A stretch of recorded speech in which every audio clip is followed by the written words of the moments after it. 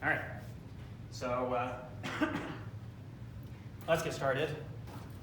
Hopefully my voice is a lot better than last time.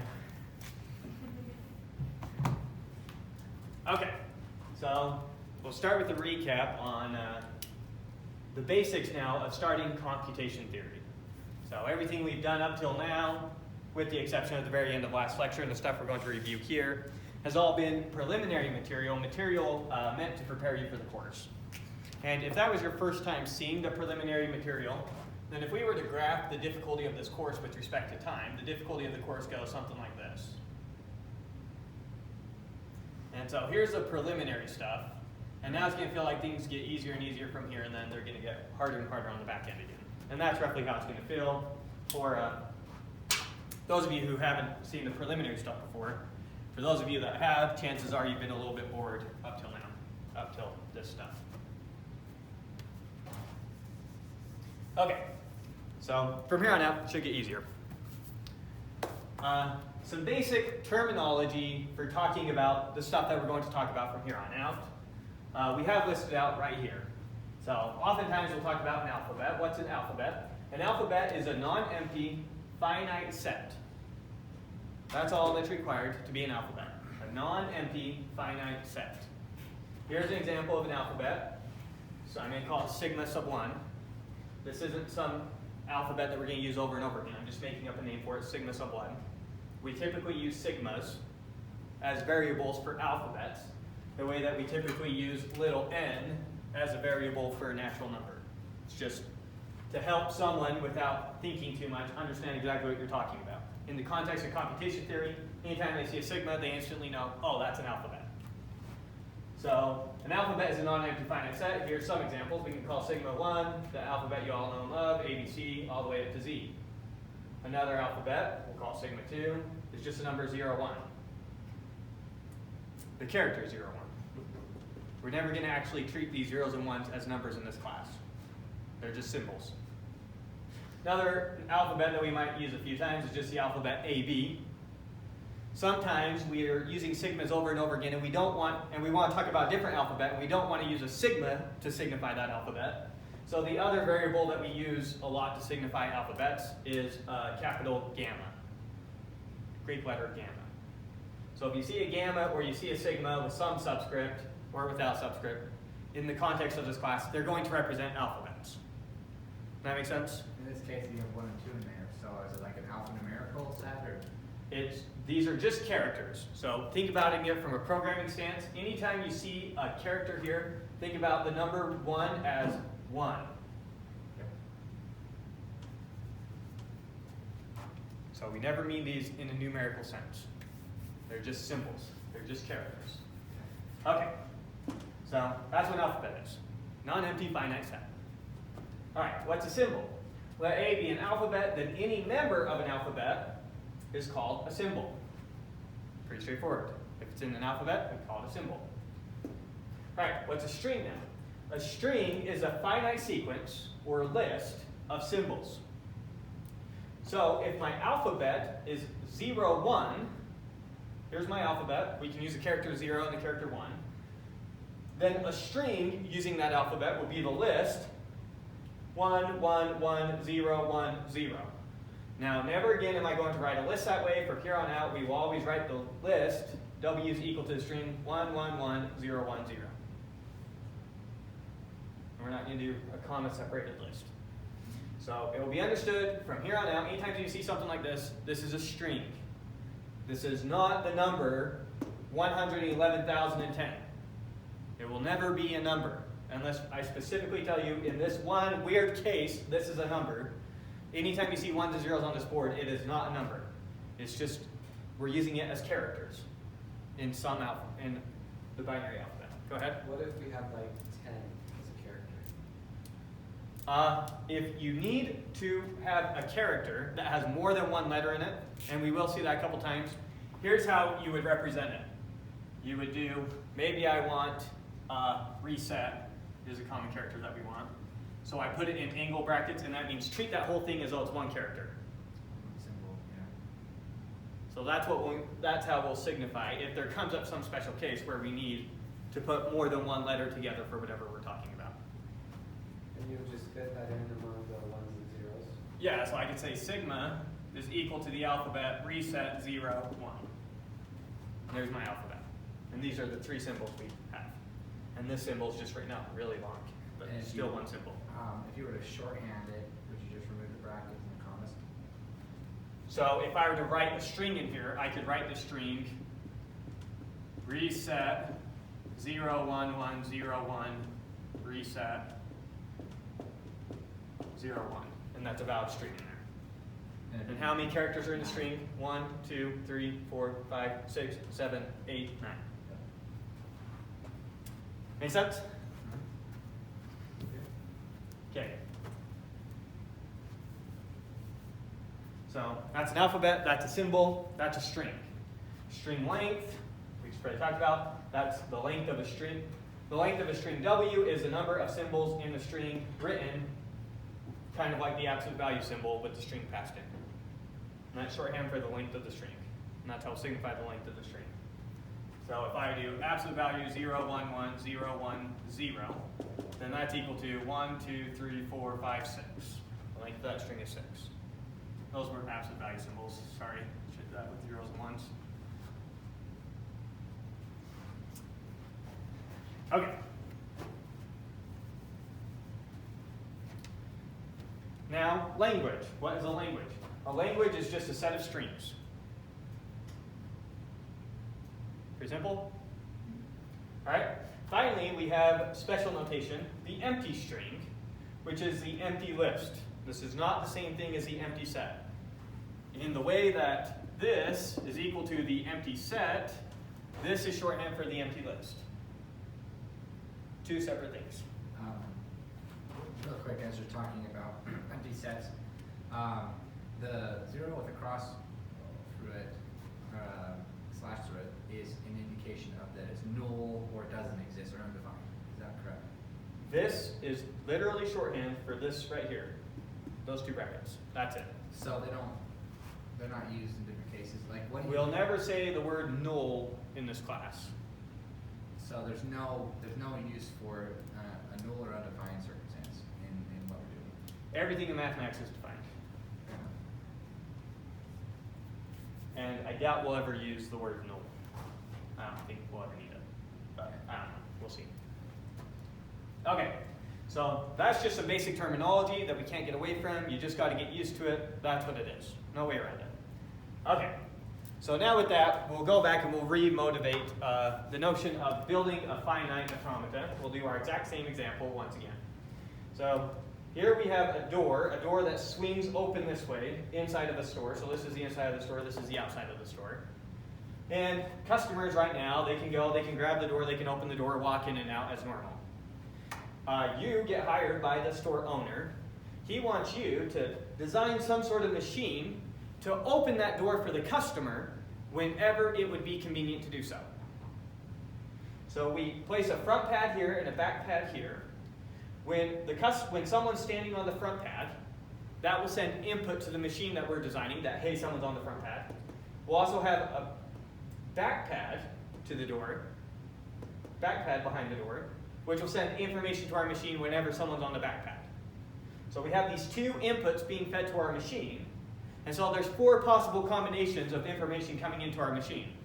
The 4 possible combinations is no one standing on either pad, someone standing on just the front pad, someone standing on just the back pad, or someone standing on both the front and back pad.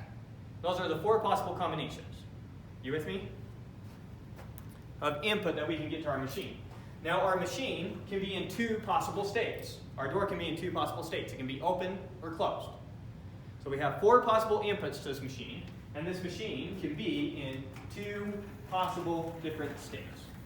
So that's what we have listed right here. Here's our possible states. The door can be open, the door can be closed. And the input that our door can receive is someone's on the front pad, someone's on the back pad, someone's on both pads, or someone's on neither pad. Make sense?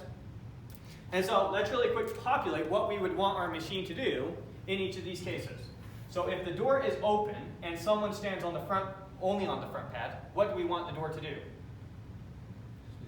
Do we want it to stay open or do we want it to close? We want it to stay open. If the door's already open and someone's standing on the front pad, we want to keep the door open. So in the case that the state of the door is open, and we receive input on only the front pad, we want to keep the door open. If the door is open, and there's only someone on the back pad, what do we want to do? We want to keep the door open. If someone's standing back here, and the door's already open, and no one's there, we want to keep the door open so that they can walk out, right? So here we want to keep the door open.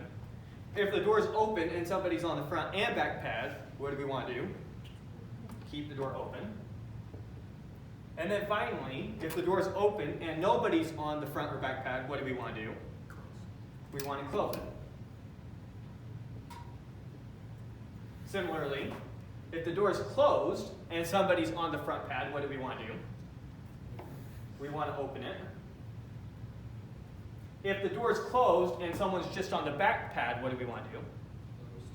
Yeah, we don't want to open it. We want to keep it closed and make them open it themselves.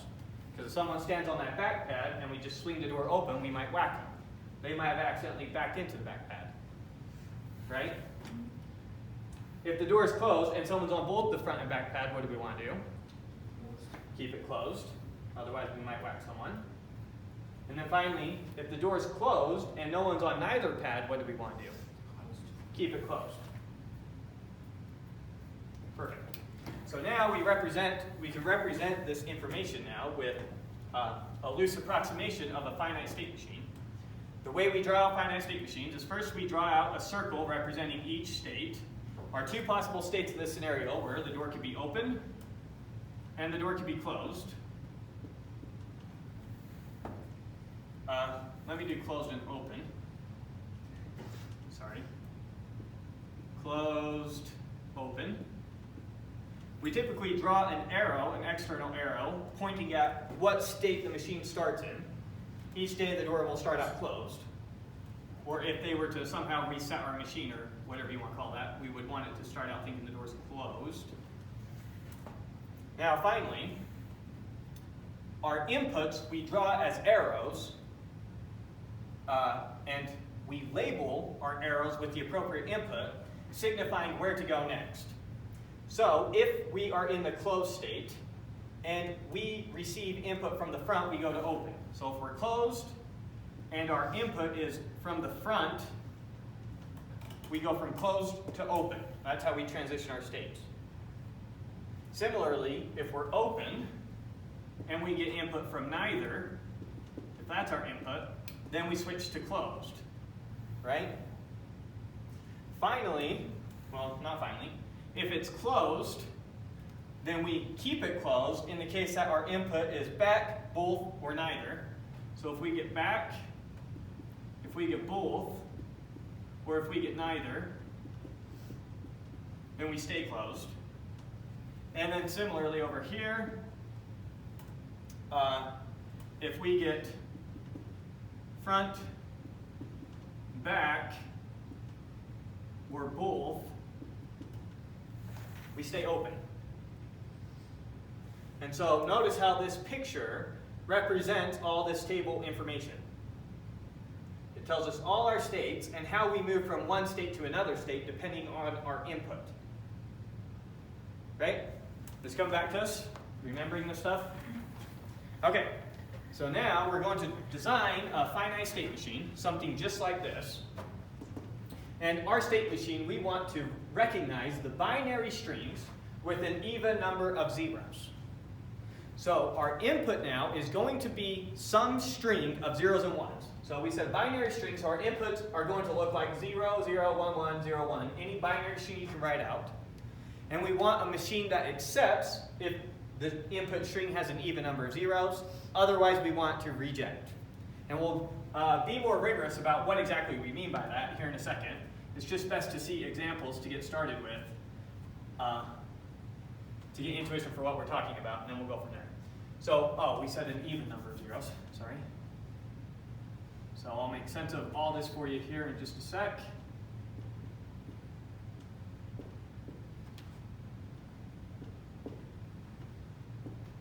So here's our machine. We'll call this Q0, Q1. There's our machine. We start out in the Q0 state. And then we start reading some input string. So here's an example of an input string, 0, 0, 1, 0, 0, 1, 1. So wherever this little arrow, this external arrow is, that's where we start. So we start at Q naught. And we start out, here's the head of our machine reading this input string. We're going to read this input string one character at a time. So first we read 0. So when we read 0, what does our machine do? Q1. Our machine goes to Q1. Then we read 0, what does our machine do? Q0. Go back to Q naught. Then we read 1, what does our machine do? Q0. Stays at Q naught. Then we read 0, it goes to Q1. Then we read 0, it goes back to Q naught. Then we read 1, it stays at Q naught. Then we read 1, it stays at Q naught. If it ends up in this special state that has 2 circles representing the state, then we say it accepts. If it were to end up in a state that doesn't have 2 circles, then it would reject. So our machine accepts the string that I have written out here. Let's write another string out here real quick. 1, 0, 0, 0, 1. So this is one that has an odd number of zeros. Let's run this on our machine and see what happens. So we start out Q naught, we read 1, which brings us to Q naught. We read 0, which takes us to Q1. We read 0, which takes us to Q naught. We read 0, which takes us to Q1. We read 1, which takes us to Q1. We're done reading our input string. Are we in an accept state? No. So we do not accept that string. And so all the strings that will end up getting accepted from this machine are the strings of 1s and 0s that have an even number of zeros. So let's try another one. So next we want to recognize all the binary strings. Anytime I say binary string, that means a string composed of 0s and 1s. It's going to be the most common language we use, is the language of just 0s and 1s. So a binary string means the language that we're talking about is equal to the set 0, 1. With me? So we want to design a machine that recognizes the binary strings with 1, 1 as a substring. So I want to build out one of these state machines which accepts a string if and only if it has a 1, 1 somewhere in the machine. So we wouldn't want it to accept this, because that doesn't have a 1, 1 in it. We would want to accept this, because it does have a 1, 1 in it. So we want to design a machine that only accepts strings if they have a 1, 1 together as a substring. You with me? So let's design that machine really quick. This is going to be my accept state. I'm going to start over here. If I read a 1, I may come over here. If I read a 1, I may come over here. That's going to be my accept state. Let's really quick label these. We'll call it Q0, Q1, Q2. Q0 on a 0, what do I want to do? Go back. I want to stay. Stay good. Q1 on a 0, what do I want to do? Go to Q0. I want to go back to Q0. If I've seen a 1, and then I see a 0, I need to restart, because I need a 1, 1 to accept. So Q1 on a 0, we go back to there, Q0. Q2, if we see a 0, where do we go? Stay. We stay, because we've seen a 1, 1 at this point. And then, so on a 0 we stay. What about on a 1? Stay. We also stay. So if we're, say, on 2 different inputs, we do the same thing. We just come and separate the inputs. So let's test this out really quick on 0, 1, 1, 0, 1, which has a substring 1, 1. So we start on Q0. On 0, we stay in Q0. Then we get a 1. Then we get a 1. Then we get a 0. Then we get a 1. We accept. So another string really quick. 0, 1, 0, 1, 1. So we should accept that. 0, we stay here. 1, we go here. 0, we go back. 1, we go here. 1, we go here. And it works. And then let's try one that doesn't have the substring. If we did 0, 1, 0, 1, 0.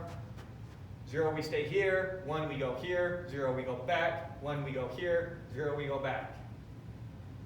So it doesn't accept, because it didn't end up in the accept state, the state with the 2 circles. Making intuitive sense? Okay. So that is intuition for what a finite state machine is, reviewing from last time. Now let's give you full-fledged definition. Here's exactly what a finite state machine is. A finite automaton is a 5-tuple, a list of 5 elements.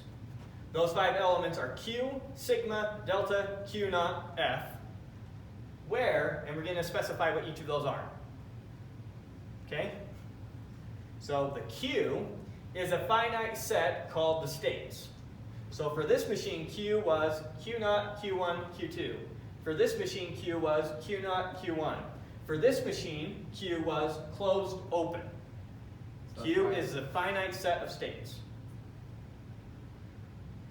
That one's, first of all, it says automata, not automaton, and I'm curious if that's not.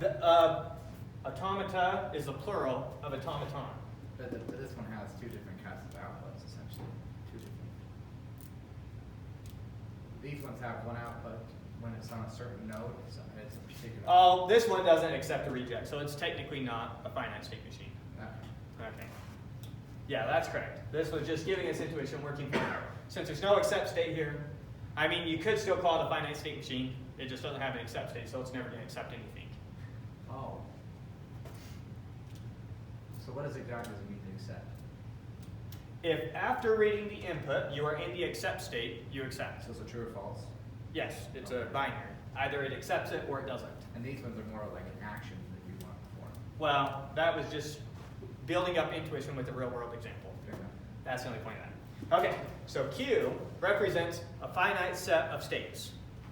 Sigma represents our alphabet. In this case, our alphabet was 0, 1. In this case, our alphabet was back as one symbol, both as one symbol, neither as one symbol, and front as one symbol. Make sense? So sigma is an alphabet. Now our transition function, this is the hardest one to wrap your head around. The transition function takes as an input a state along with an alphabet, and it spits out a state. Looking back at this table said if it takes a state open and an input front and spits out open. Right? So the input to your transition function has to be both a state and an input symbol. The only way that I can tell you what to do next is if I know what state you're in and the input symbol you're reading. Then I can tell you as the output what state you should go to. So this takes as input a state and an input symbol, and it spits out which state you should move to. So delta is a function from your set across your alphabet to your set, and it's called the transition function. Q0, the fourth thing listed there, Q0 is an element of Q, so Q0 is one of your states, and it's the start state. And then finally, F is a subset of Q, and it is the accept states. It just so happened in both these machines, we only had one accept state. In this machine, we had no accept states. All that is perfectly valid. You can have more than one accept state. Your set of accept states just has to be a subset of your states. So over here we had no accept states. Over here we happen to have one in both those. Make sense? Okay, so let's write out a couple of these machines explicitly now with this definition to make sure that we understand it. So let's write out let's first write out this machine over here, and I don't know, what name should we give it? I'll give it M sub 0. Okay? So M sub 0. So when is it M naught and M sub 0? I could have called it M naught. Okay. The common way to just say anything sub 0 is not, and that's very common, yeah. So M sub 0 here, its set of states Q, in this case, is closed and open. I'm going to write it shorthand rather than spelling out all the words, right? Our input alphabet is front, back, both. H means both, because why not? Front, back, both, and neither. So there's our alphabet. Except for really, I'd spell out those words between brackets, but I don't want to take time to do that. So here's our set of states. Here's our input alphabet. Our transition function, we'll write that out separately here in a sec. Our start state, we started in the closed state. And then our set of accept states, it has no accept states. With me so far? Now we just need to specify what delta is. So where delta is basically this function right here, where delta is equal to f. Here we have it written out. That's our transition function. So some people call them vertices, some people call them nodes, and you call them states. Are they all the same thing? When you're talking about a graph, so when we were talking about graph theory, we refer to these things as nodes or as vertices. That's in the context where you're talking about a graph. That's not common when you're talking about a state machine. All right. A graph and a state machine are not the same thing, even though they look a lot alike. A graph is a two-tuple, specifying the things that we already talked about. A state machine is a five-tuple. So they're different mathematical objects. The fact that we pictorially represent them in similar ways And you could is also just the way we do it. describe them exactly the same way. You could describe it like you would describe a graph in the other language. It's similar to a directed graph. Yes. Okay. Okay, so here's what our transition function is, but I'm going to write that out explicitly. Because remember, a function is a set of ordered pairs. So what is our function? Our input is going to be two symbols. Our input is going to be a state along with front, back, both, or neither. So if we're closed and we get front, then where do we go? Open, comma. If we're closed and we get back, where do we go? Closed. If we're closed and we get both, where do we go? Closed. If we're closed and we get neither, where do we go? Closed. If we're open and we get front, what do we do? Open. Comma. If we're open and we get back, what do we do? Open. If we're open and we get both, what do we do? Open.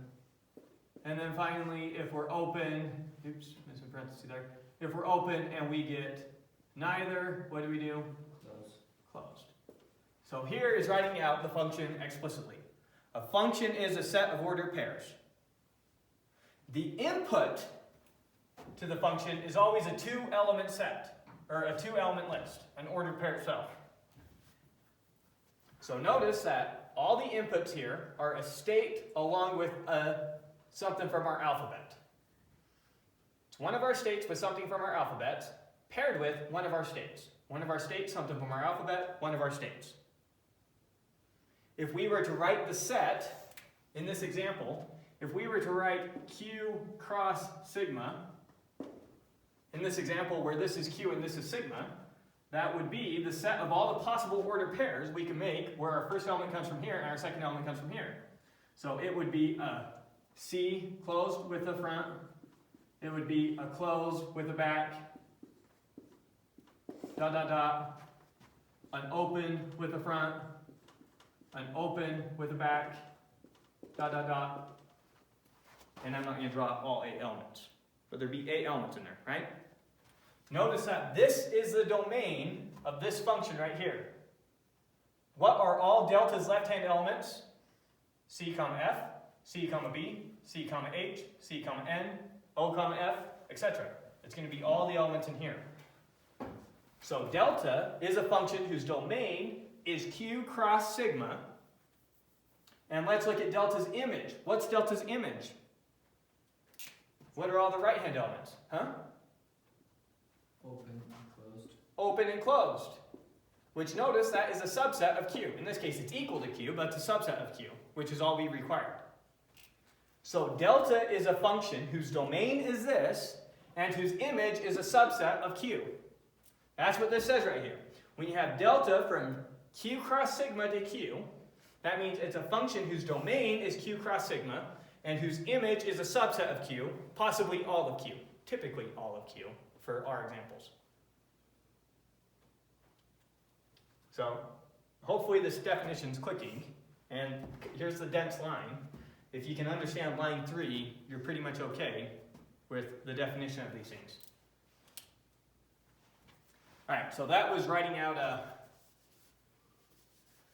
M naught, that machine over there explicitly. Let's now write out machine M1 explicitly.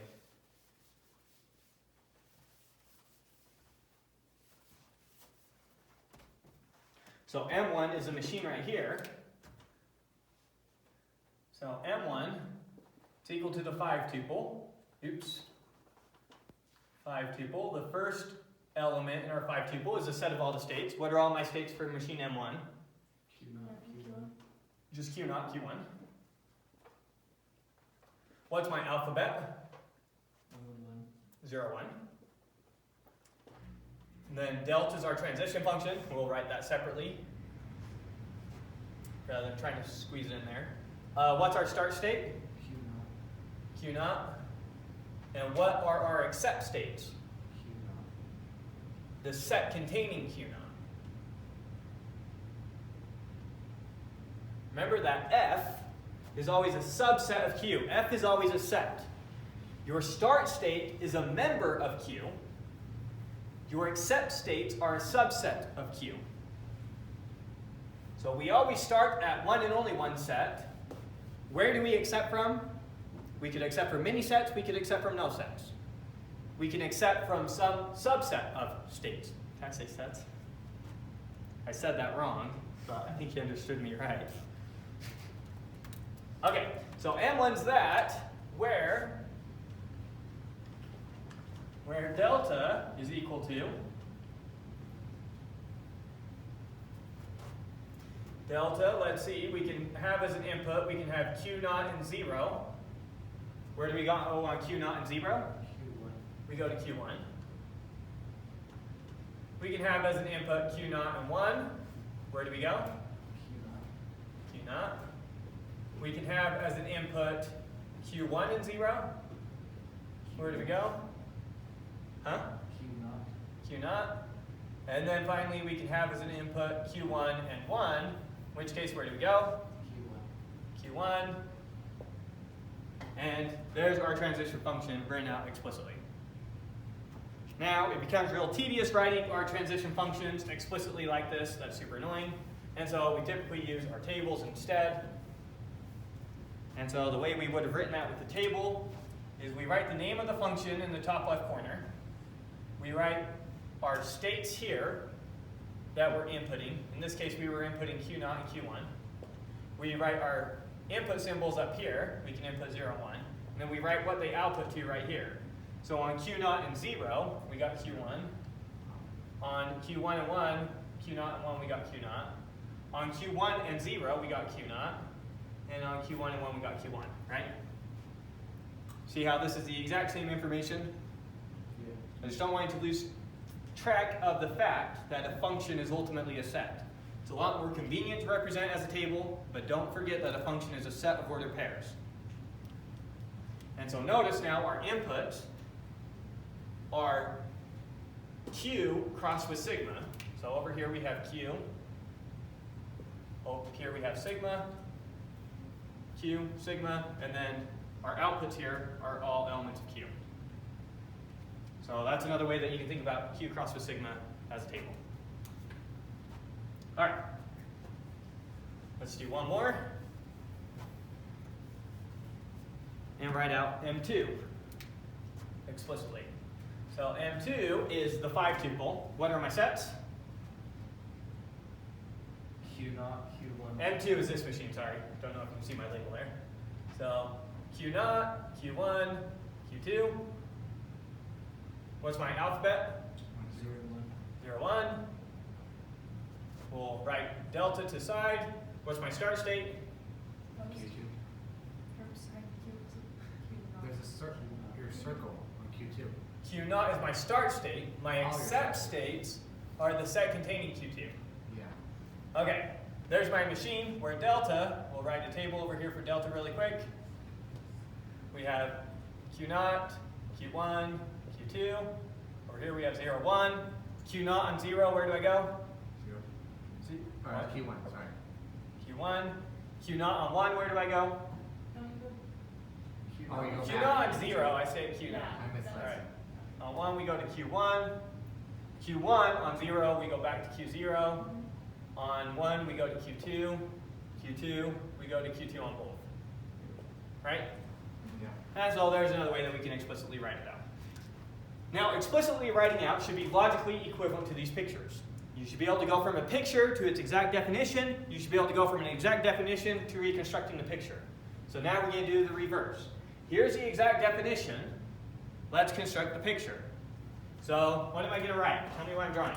Your states. Circles. So I'm going to start by drawing 3 circles. And they're labeled Q1, Q2. We'll call that the start. So we'll put this one Q1, not Q0. Q1 has to be our start state. That's what this says.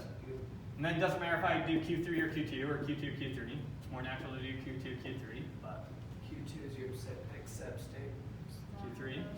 We know that Q2 is our accept state, so I need to draw a second circle around that to signify that that's an accept state. From each one of these states, I know that I need an arrow labeled 0, 1 coming out of it, because that's my alphabet. So I need a 0 coming out of this state. Where should I go on 0? Just to itself. Back to itself. From Q1 on a 0, we go to Q1, is where that's coming from. So now where do I go on a 1 from Q1? Q2. So from a 1, I go to Q2. Now Q2 needs a 0 and a 1 coming out of it. So Q2 on a 0, Q2 on a 0, where do I go? Q3. Q3. Q2 on a 1, where do I go? Itself. Itself. Q3 on a 0, where do I go? Q2. And Q3 on a 1, where do I go? Q2. So on a 0 or a 1, I go back to Q2. Let's run a string through this thing really quick to get a feel for it, make sure we understand. So I'll run through 0, 1, 0, 0, 1. So we start out in Q1. I read a 0, so I'm still in Q1. I read a 1, which moves me to Q2. I read a 0, which moves me to Q3. I read a 0, which takes me to Q2. I read a 1, which puts me back into Q2, so I accept. Right? Okay. Now, we want a way to talk about all the strings accepted by some machine. So, definition. If A is a set of all strings accepted by some machine M, we say that A is the language of M, or that M recognizes A, or that M accepts A. So those all mean the same thing. When I say what's the language recognized by a machine, that's the same thing as saying what does the machine accept, which is the same as saying what does the machine recognize. Those are all logically equivalent. And how do we write that? And we write that the language of M is equal to A. That's how you read that. The language of machine M is equal to A. So let's write this out. Going back to machine M1 here. What is the language of M1? What are all the strings accepted by M1? Binary strings with an even number of zeros? Is that what you're saying? Yeah, that's one way that we can say it. So the language of M1 is a set of all strings W, such that we're going to go back to our set builder notation. And it's going to be understood that W is a binary string. We'll show how to write that later, but right now it can get kind of messy. So it's a set of all the binary strings such that what? W has an even number of zeros, right? Is there not like a way to... We'll have more precise ways to write that in a second. Okay. We need regular expressions to talk about in a condensed way binary strings. But for now, this is good enough. All right, what about the language of M2? It accepts all W where what?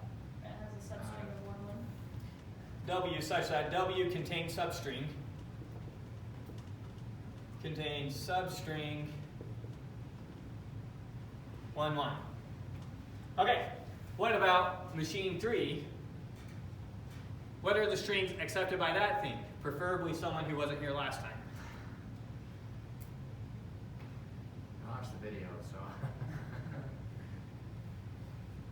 So you all already know? Okay, what is it? It's where like something to do with something. It's like a. Oh heck, I already forgot. All even zeros after the last one. Yeah, and it includes if there's is none either. An even number of zeros after the last one. Almost. Does it accept this string? No, it won't. Why not? It doesn't have a one in it. It has to There's have no an one. Because it has to have a 1 in it. Has to have a one and So a string, it's a set of all W such that W contains at least one, comma, and ends in an even number of zeros.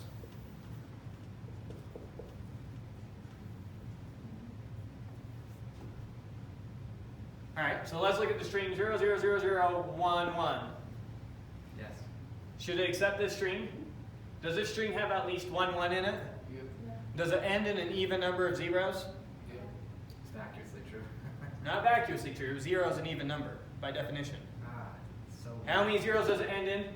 0 zeros. Is 0 an even number? Yes. So it ends in an even number of zeros. So let's see. 0, 0, 0, 0. 1 takes us here. 1 keeps us here. Okay, it accepts. Right? Okay, cool. So that was quite a bit to recap last time. But not bad to get good depth on these. Make sure we completely understand that definition. Okay. So now we'll move on to new material. I'm just drawing out a bunch of machines, trying to get you comfortable with this stuff. Oops, keep opening it. Don't let me move past. Here. Okay. So now you're going to design machines to help you get used to this. So I want you to tell me how to build a machine M such that the language of the machine is all the binary strings that end with a 1. We're going to have two circles. We're going to have two states. Call this one the start state. We'll call it Q0, Q1. Which one's accepting? Q naught. You want Q0 to accept?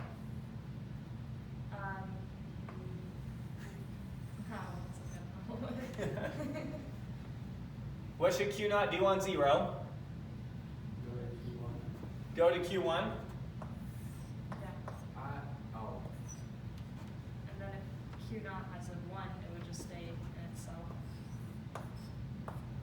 If Q1 had a 1, it would go back to Q0. So Q1 on a 1 goes back to Q0. And then if it had a 0, it'd go to itself. Is this all the strings that end in a 1? Yeah. Well, let's try the string 1, 0, 1. Let's see what that does. That ends in 1. So we're right here, 1, 0, 1. Okay, that seems like it works. Let's try the string just 1. Does that work? Mm-hmm. Yeah. All right, let's try the empty string. Does that end in a 0? Or does that end in a 1, I mean? Yeah. Is that obviously Well, true? it wins. No. It accepts. The end of that string is not a 1 because that string does not have an end. Does that mean that we want our... How can you say the end is not a 1 if they're... So if you put your start state here, now we're good. So we could have technically moved it, made How? our accept state Q1. Oh, no, we couldn't have. Well, yeah, we could have. Mentioned. It would have just made it so that all... I mean, it's kind of playing with the English here. Does ends with a 1 imply that it has an end character? The way I read the English is, this is a set of all W such that there exists some last character whose value is 1. Not such that it being the last character implies it's 1. But that's a question of how you interpret the English. That's true. The way I interpret the English is, we're implying that the last character does exist. There's some ambiguity there because we didn't write a very precise set there. That worked in every case, even if it was just a 1. So. But if we would have said whose last character is a 1, maybe I would have been happier with that. I don't know. Yeah, it seems like it almost close to the same thing. Question of interpretation there. So What you're wanting to get, really. I'm sure the author will give more precise examples than what I come up with here. Okay, so one of the two there, depending on how you interpret the set, but depending on how you interpret the set, I think you know how to build the correct machine. Okay,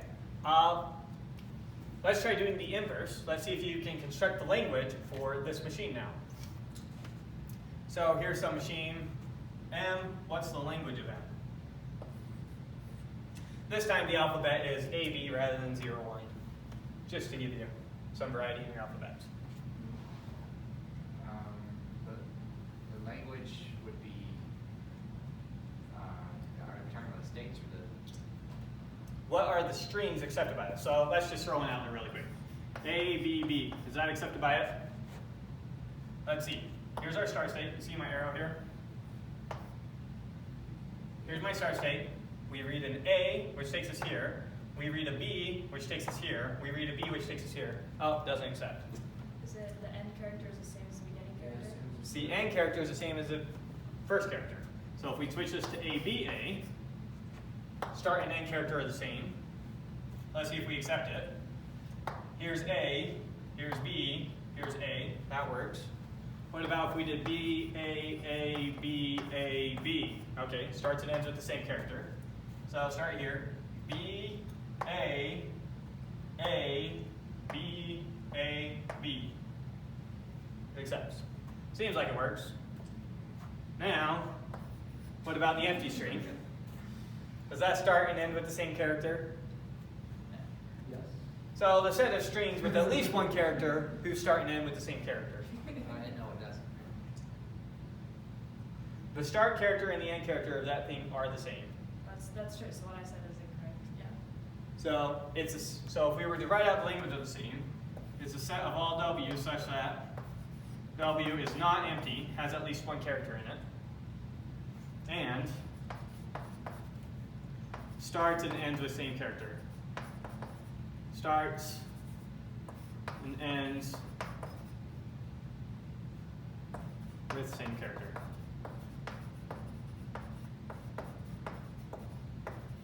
Whatever. Not very precise language, but precise enough that hopefully you get what we're saying. Good? Okay. Now let's think about designing a machine that accepts the complement of this language. What if I want to accept all the strings that weren't in this set right here? So all the strings that are either empty or they start and end with different characters. How would we change this machine? Everything that's not A or B. No, so now new problem. So we just finished this problem. We're done. Okay. Problem 2. Construct a machine that accepts the complement of this language right here. When you just I want to build a machine that accepts a string only if this machine doesn't. you would switch the accepts. If and only if. Say that? You just change the accepts to be the ones that.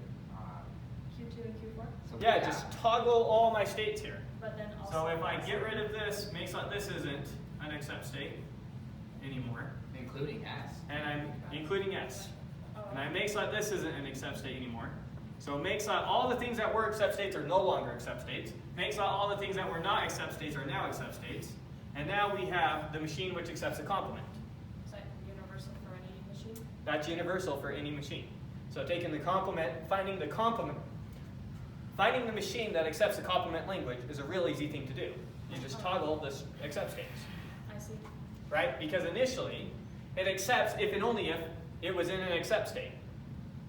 Now this one will accept if and only if on the previous machine it was in a reject state. Right, that makes sense.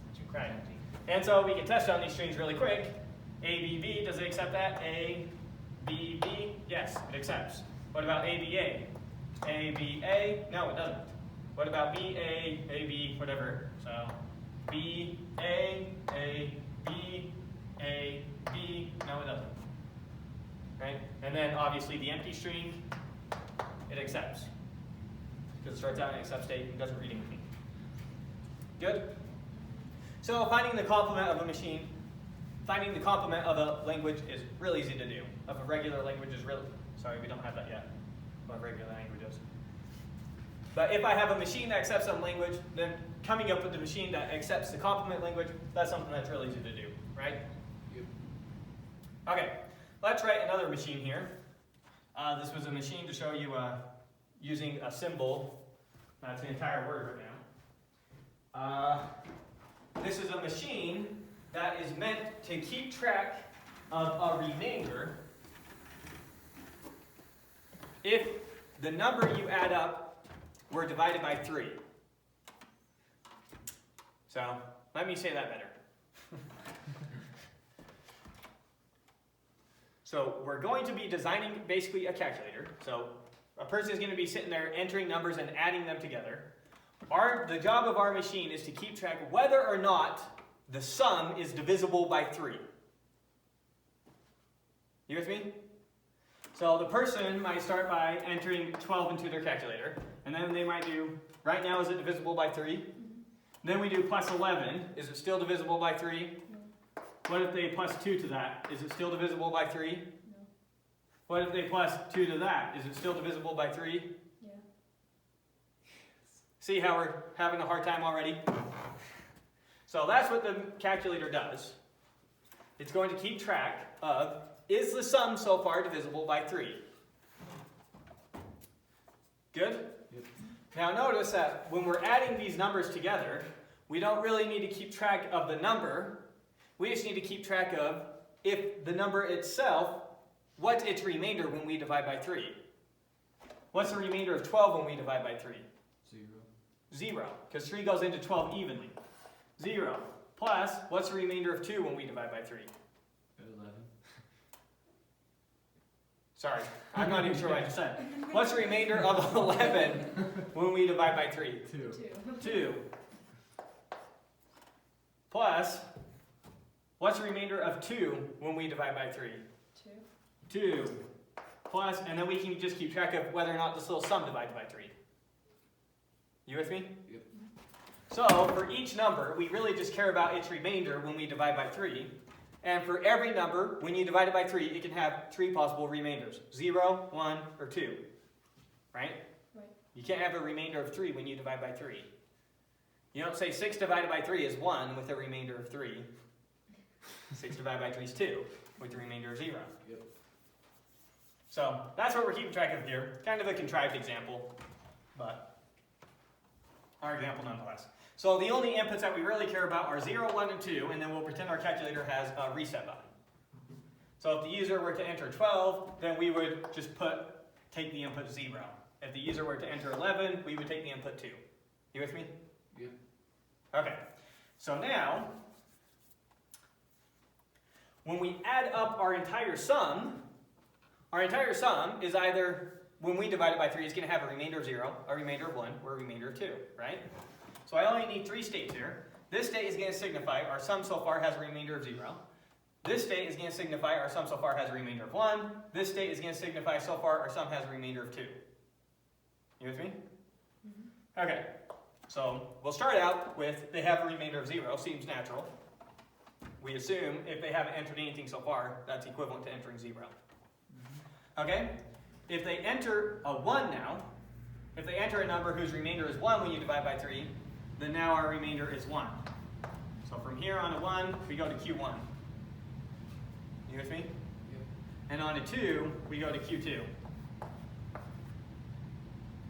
On a 0, then we're still at 0, right? Yep. And on a reset, I'll just represent that with an R, we also go back to 0. Does reset always go back to 0? Reset always goes back to 0, just like on your calculator. If you were adding up a bunch of numbers, if you reset, it resets back to 0. With me? Yep. Okay? Now, in Q1, if I add a number whose remainder is 1, Go to Q2. then I go to Q2. If my remainder was 1 so far, and I add a number whose remainder is also 1, then now my total remainder is 2. Yep. At Q1, if I added a number whose remainder was 0, then my total remainder is still a remainder of 1. If I hit reset from Q1, then we go back to Q0. Right? Yep. and if my remainder was 2, and I add a number, sorry, if my remainder is 1, and I add a number whose remainder is 2, what's my remainder now? 0. So reset, or a remainder of 2, takes us back to 0. Right? Finally, Q2, if our remainder is 0, if we add a 0, we stay at Q2. If we add a 1, where do we go? Q0. So that's 1. That's also where we go on a reset. And then if we add a 2, so if our remainder is 2 and we add another number whose remainder is 2, now our remainder is 4, but now we can get another 3 out of that. So our remainder is going to be 1. You with me on that? So 2 comes over here. Okay, there's our machine. Good? Could try an example just to help you get used to these machines and coming up with random use cases where they might be useful. Okay, so now you have a good intuition for when a machine accepts versus rejects a string. Now we need to come up with a precise mathematical definition for what it means for a machine to accept a string. And that's what this big definition is going to be. So it's going to have a lot of parts to it, but once you understand it, it's pretty straightforward. Kind of like the definition of a finite automaton. So let M be some finite automaton.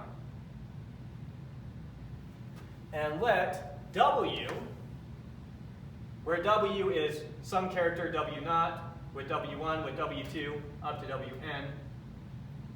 I should not have W naught there. I can't believe I did that.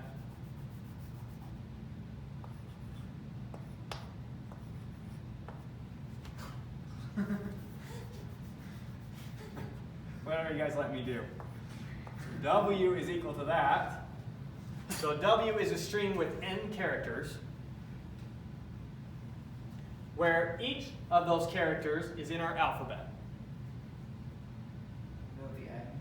So W sub I, we typically use that to mean some random index. So here's all our indexes, 1, 2, 3, 4, all the way up to n. Wi is what we typically mean for some arbitrary index. So each of these, W1, W2, W3, all the way to Wn, are all in our alphabet. Doesn't I stand for like the increment or something like that? No, not really. Or the index? It just typically means arbitrary index in this context. So how many characters are in W? N characters. And Wi is just an arbitrary one of those characters. So let M be our machine, and let W be some string of length n that you can generate from our alphabet. That's all we said so far. Just with more precise language. Good? Then our machine M accepts the string W if there exists some sequence of states, so R1, R2, R0, R1, R2, etc., all the way up to Rn in Q. If there exists some sequence of states that that string can move through, notice something really quick before we continue. How many states does a string of length n have to move through? N plus 1 states. Let's go back and look at our machine over here. And let's look at it on the string ABB. What are all the states it's in? It starts out in S, then it goes to Q3, then it goes to Q4, then it goes to Q4. So if we kept track of the states, it was in 4 different states for 3 inputs. 4 different states? Well, it's the same state twice by accident, but it went through a sequence of 4 states. If we kept track of a sequence of states, it moved through reading the string. That sequence was S, Q3, Q4, Q4. So here's our sequence of states. This is R0, R1, R2, R3. In the special case where N was this string right here, or W was a string right here. Why are we using R right now? Does that have any significance? It's just a variable that we're going to use for random state. Notice that R2 and R3 in this case are the same state. just some sequence of states. Oh, yeah. And it's possible that we could have had one that went back to S here. So we could have had R4 being the same as R0. So it's okay for the R's. Just because the R's have different subscripts doesn't necessarily mean they're different states. It's just the next state that we went to. You with me? So it accepts W if there exists some sequence of states, and notice that we have one more state than we have characters in our string. Because characters in our string, we started at W1, so we went W1, W2, W3 to Wn. With our R's, we start with R0, R1, R2, all the way up to Rn. So we have one more state there. Okay, so we accept W if there exists some sequence of states, R0, R1, R2, all the way up to Rn, where each of those states are in Q, such that three conditions are met. Our sequence of states has to start out in the start state.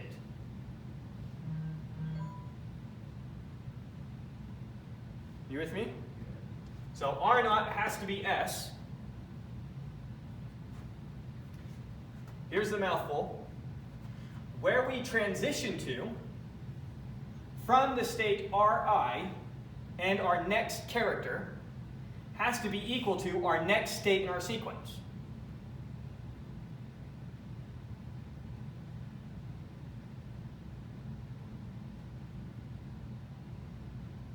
Let's write this out very explicitly. So we know for this machine over here that it accepts A, B, B. So writing this out very explicitly, W is equal to A, B, B. This is W sub 1, this is W sub 2, this is W sub 3. We know that A, B, B is accepted because there is a sequence of states, S, Q3, Q4, Q4. So we have, our sequence of states is S, Q3, Q4, I need to write my R's next to it. So we have R0, R1, R2, R3. And that is the same as S. We went to Q3, right? Yeah. Q4, Q4. So S, Q3, Q4, Q4. Here's our sequence of states. What condition 2 says is, it says if you do delta on R sub, let's start I at 1. What is I? Or, sorry, I goes through 0 and n minus 1. Is I just a random number from the letters? From the alphabet? So, delta on R sub I with W of I plus 1 is equal to R of I plus 1 for I going from 0 to n minus 1. So in our particular case, what is n? 3. So we're saying 0 less than or equal to I less than or equal to 2. So I is going to have the values 0, 1, and 2. So we're saying that delta of R sub I starting at 0, I goes from I is 0, then 1, then 2. So I iterates from 0 to n minus 1.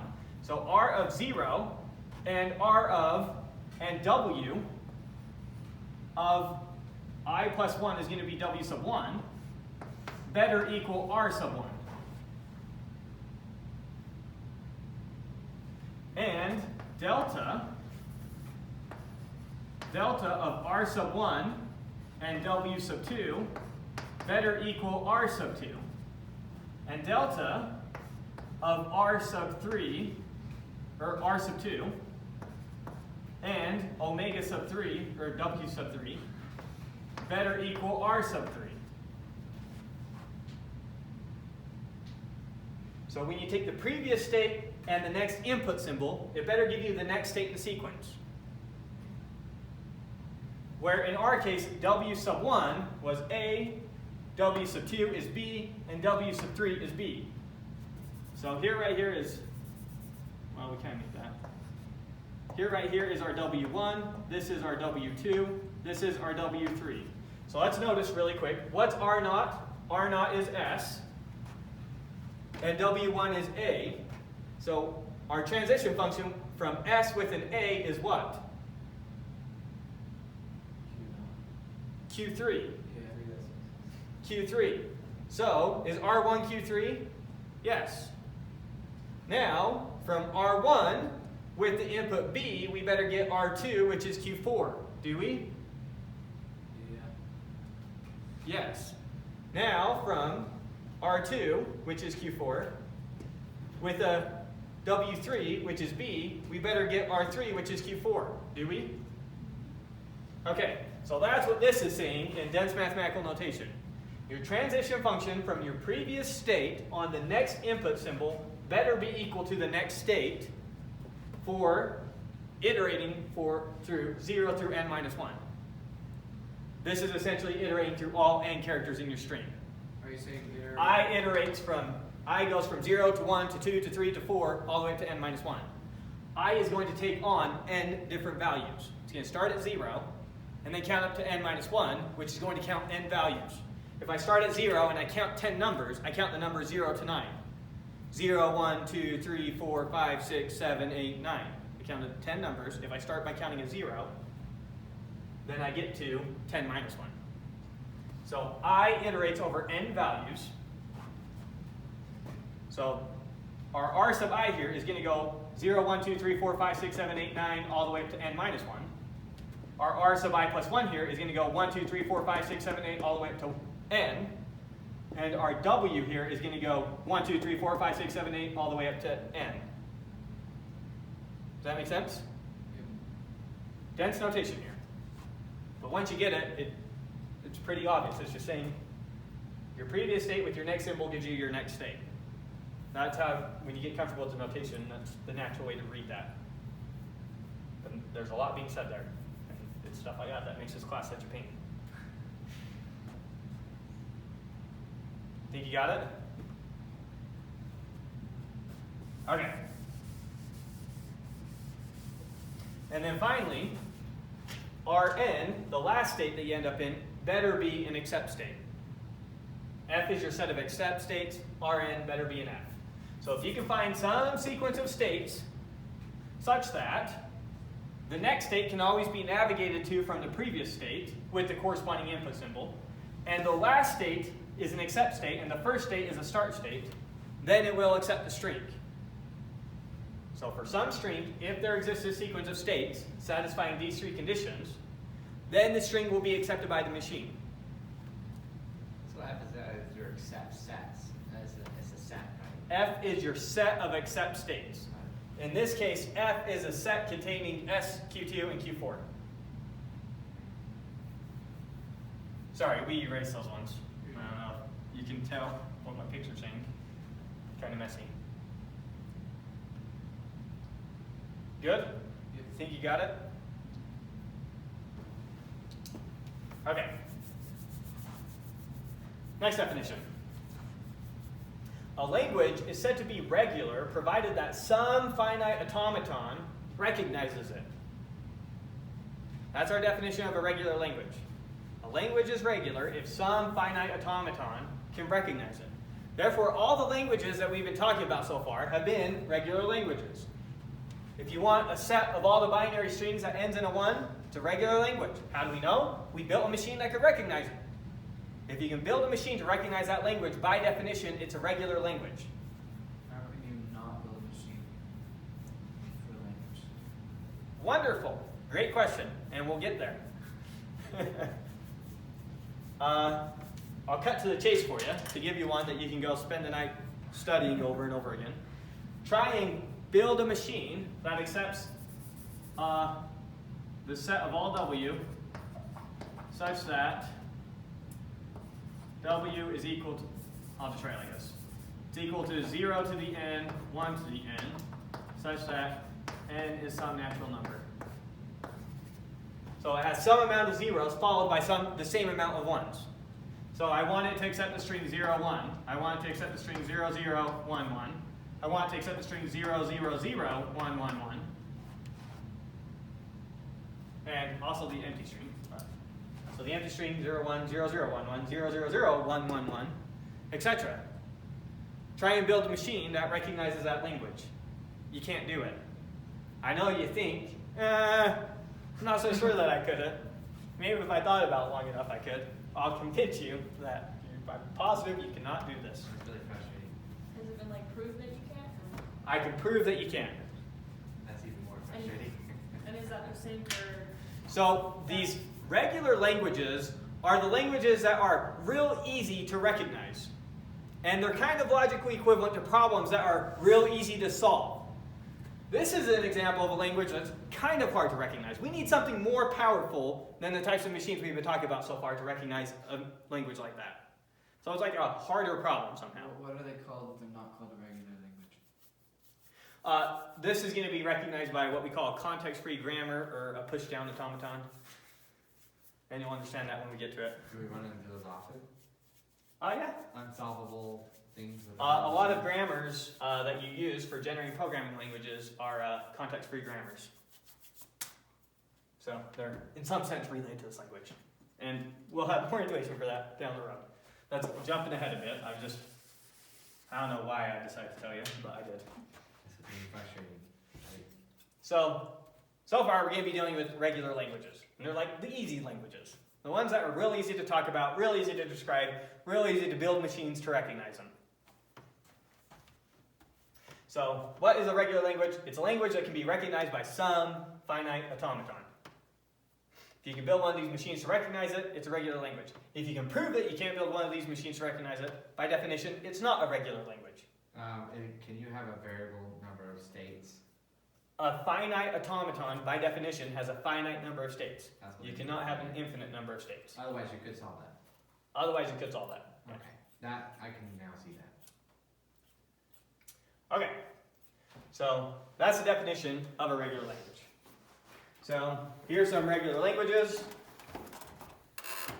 Don't read too much of what I said here. I'll tell you what they are based off my notes here. So the language of binary strings that have an even number of ones. That's a regular language, right? Let's build a machine really quick that recognizes that.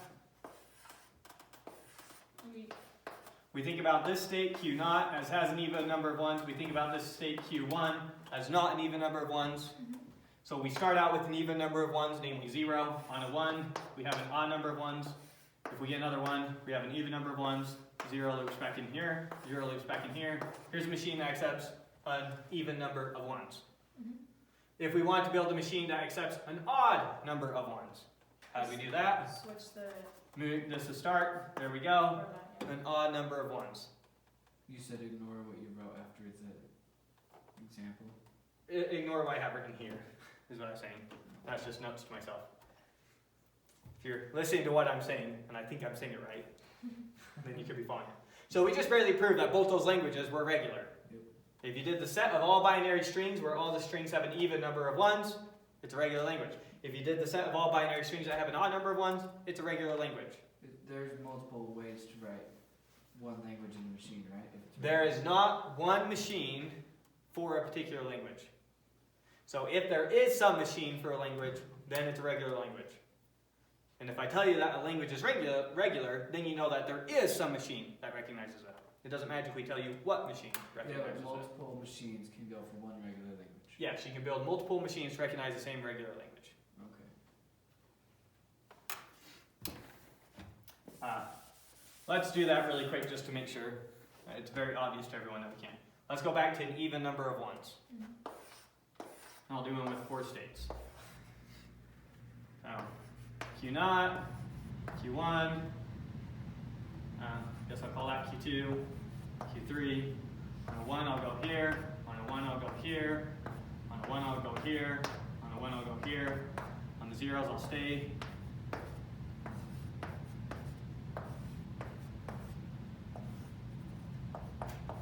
I'll make this an accept state, I'll make this an accept state, and I'll start here. So we're reading zeros. So far we have no ones. Now we have 1 1, so we don't accept. Now we have 2 1s, so we do accept. 3 1s we don't accept. 4 1s we do. 5 we don't. 6 we do. 7 we don't. 8 we do, etc. And you see how I could have easily built one with 10,000 states that recognize the same So language. it's just a matter of efficiency. So it's just a matter of efficiency. But, so, yeah. The fact that language is regular does not mean that there's a unique machine that recognizes it. Now, it does turn out that there is what we call a unique minimum machine that recognizes it, but we won't do too much with finding minimum DFAs in this class. But there is a way to find some sort of unique machine that recognizes that. Anyways, so continuing with our focus now on, let's do another regular language. We want to do, we want a machine, we want to show that the set of binary strings that contain 0, 0, 1 as a substring is a regular language. So prove that the set of all binary strings that contains a 0, 0, 1 is a regular language. Did I say that right? I think I did. So let's build a machine that recognizes these substrings. How many states do we want? Just 3. Okay. 1, oh no, you're right, 4. 1, 2, 3, 4. We're going to start here, from here to here on a 0, from here to here on a 0, from here to here on a 1, right? This will be our accept state. We'll call that Q0, Q1, Q2, Q3. At Q0, if we read a 1 to start out with, we haven't seen any of our substring yet. And then 0, we go to here. At Q1, if we get a 0, we continue to Q2. At Q1, if we see a 1, we need to restart. We haven't seen any of the substring yet. At Q2, on a 1, we go to Q3. At a 0, we go back to itself. Because then so far we've seen 0, 0. Right? And then Q3, once we've seen 0, 0, 1, Q3, once we get there, we can stay there. So on 0, 1, we stay in Q3. So, and that's just saying we found a 0, and then later on we found another 0, and later on we found another 1. Right, so far, this is, we've got 1, 0 so far. This is, we've got 2, 0 so far. If we get another 0, we still have 2, 0 so far.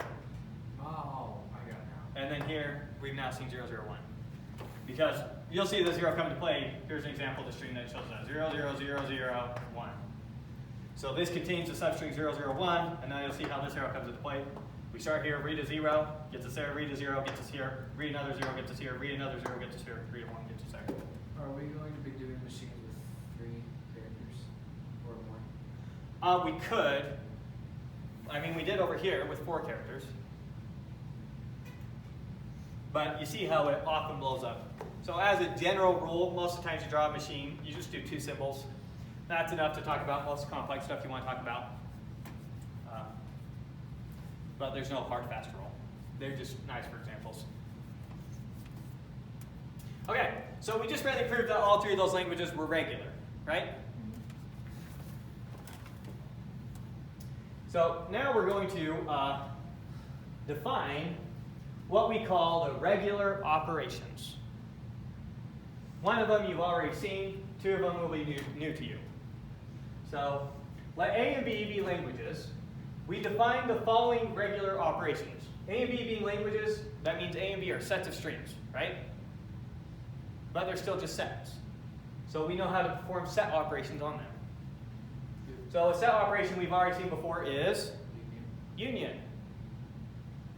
A union B, what is that?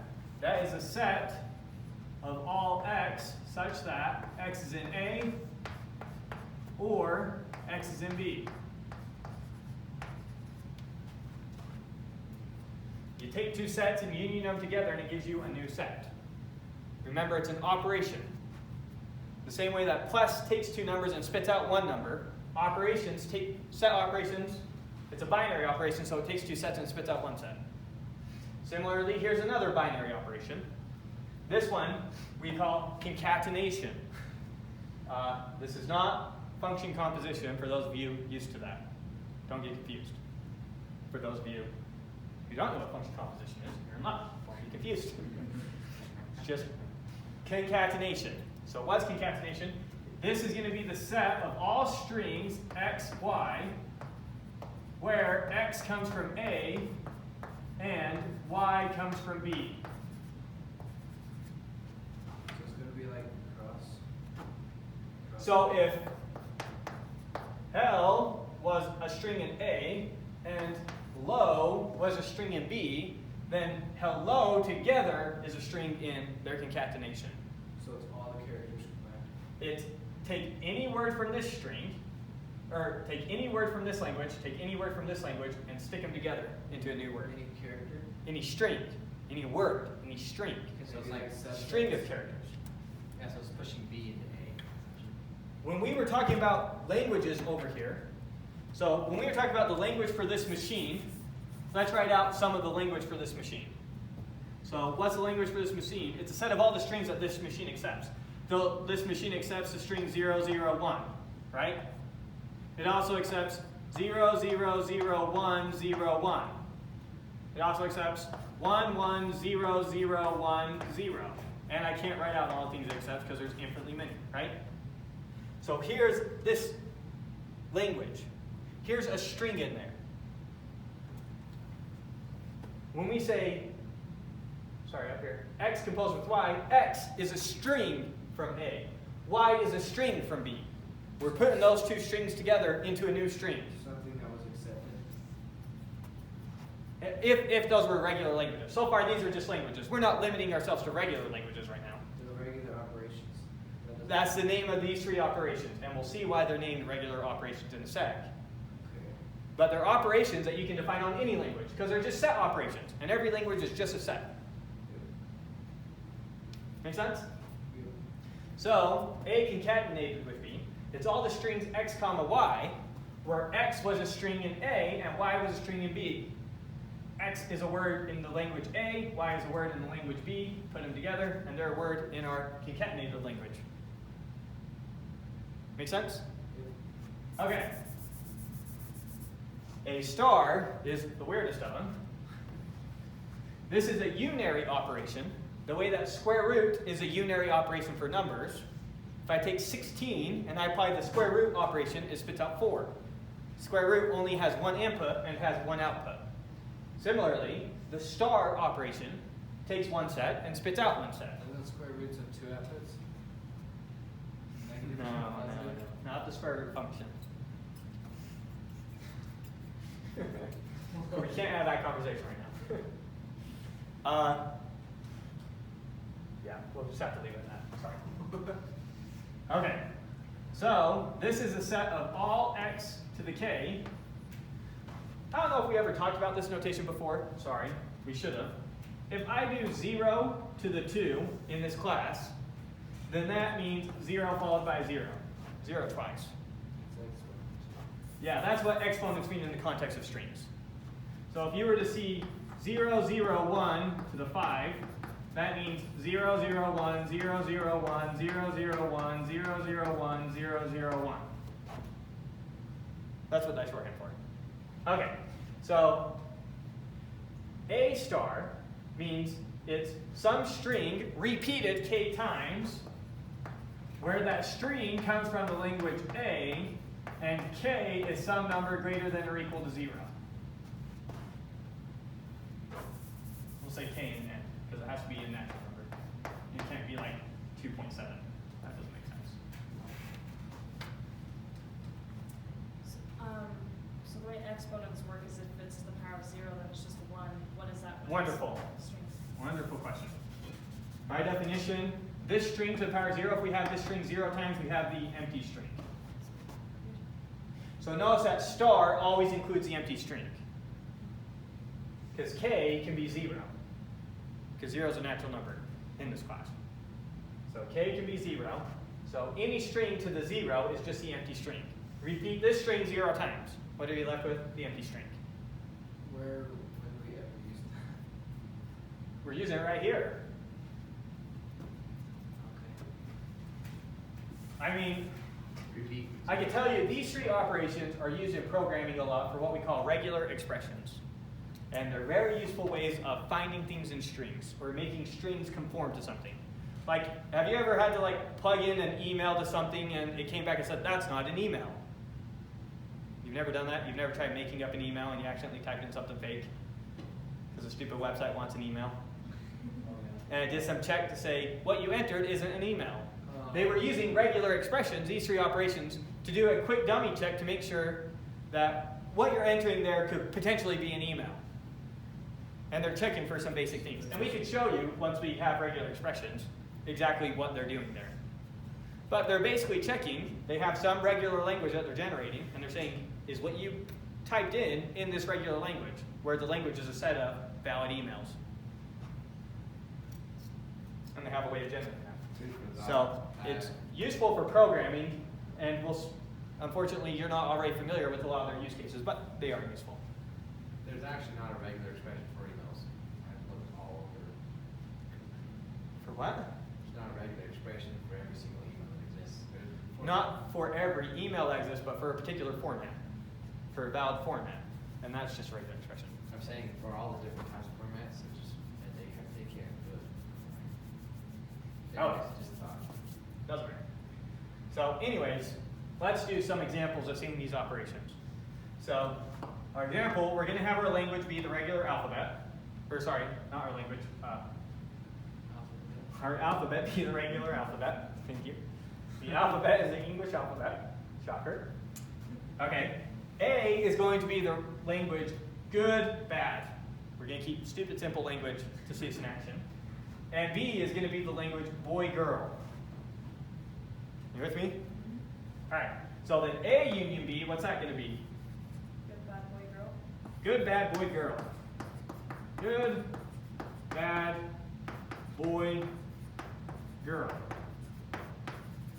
It's everything that's in A or B. Right? All right, let's look at A concatenated with B. What's that going to be? Good boy, good girl, bad boy, bad girl. Perfect. Good boy. Notice that good is a member of that, boy is a member of that, so those concatenated with each other. Some string from A together with some string from B. So what's the difference between that and cross?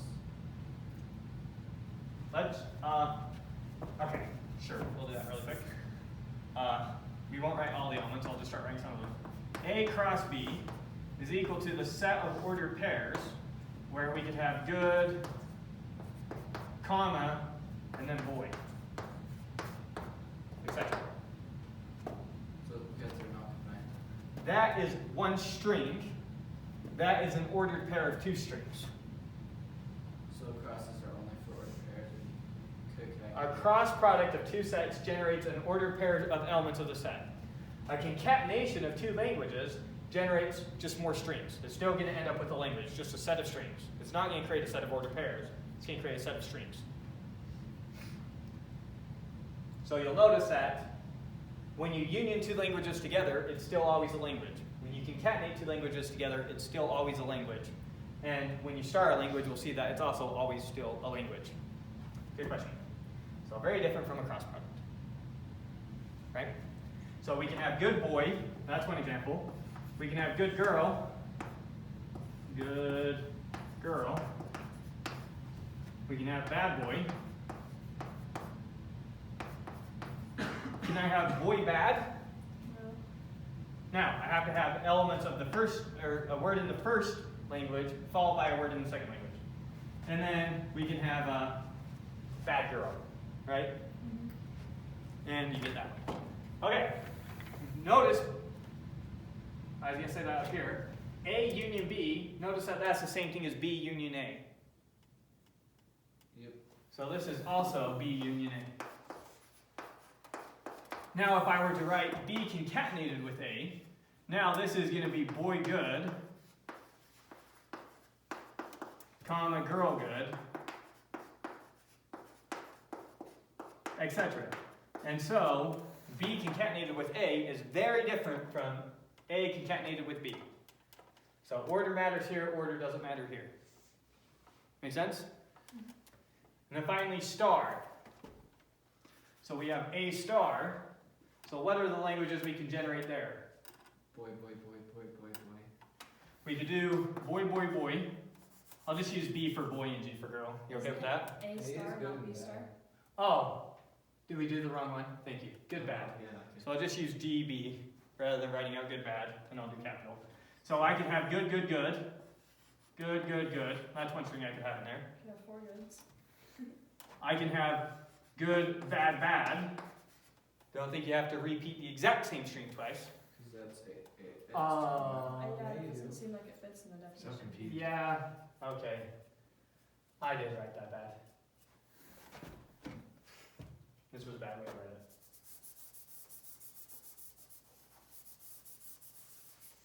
it. It's x1, x2, dot, dot, dot, xk,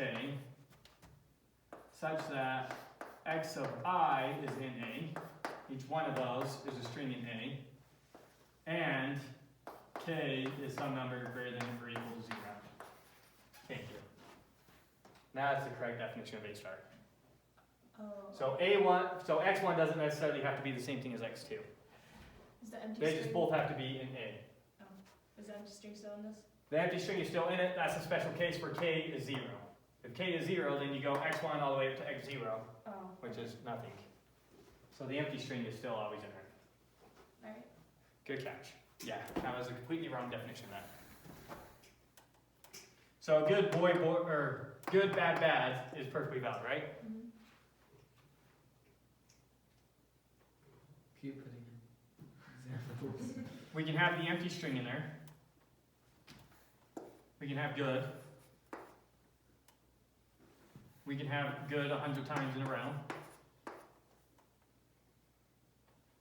What is x1? We can have bad, bad, etc.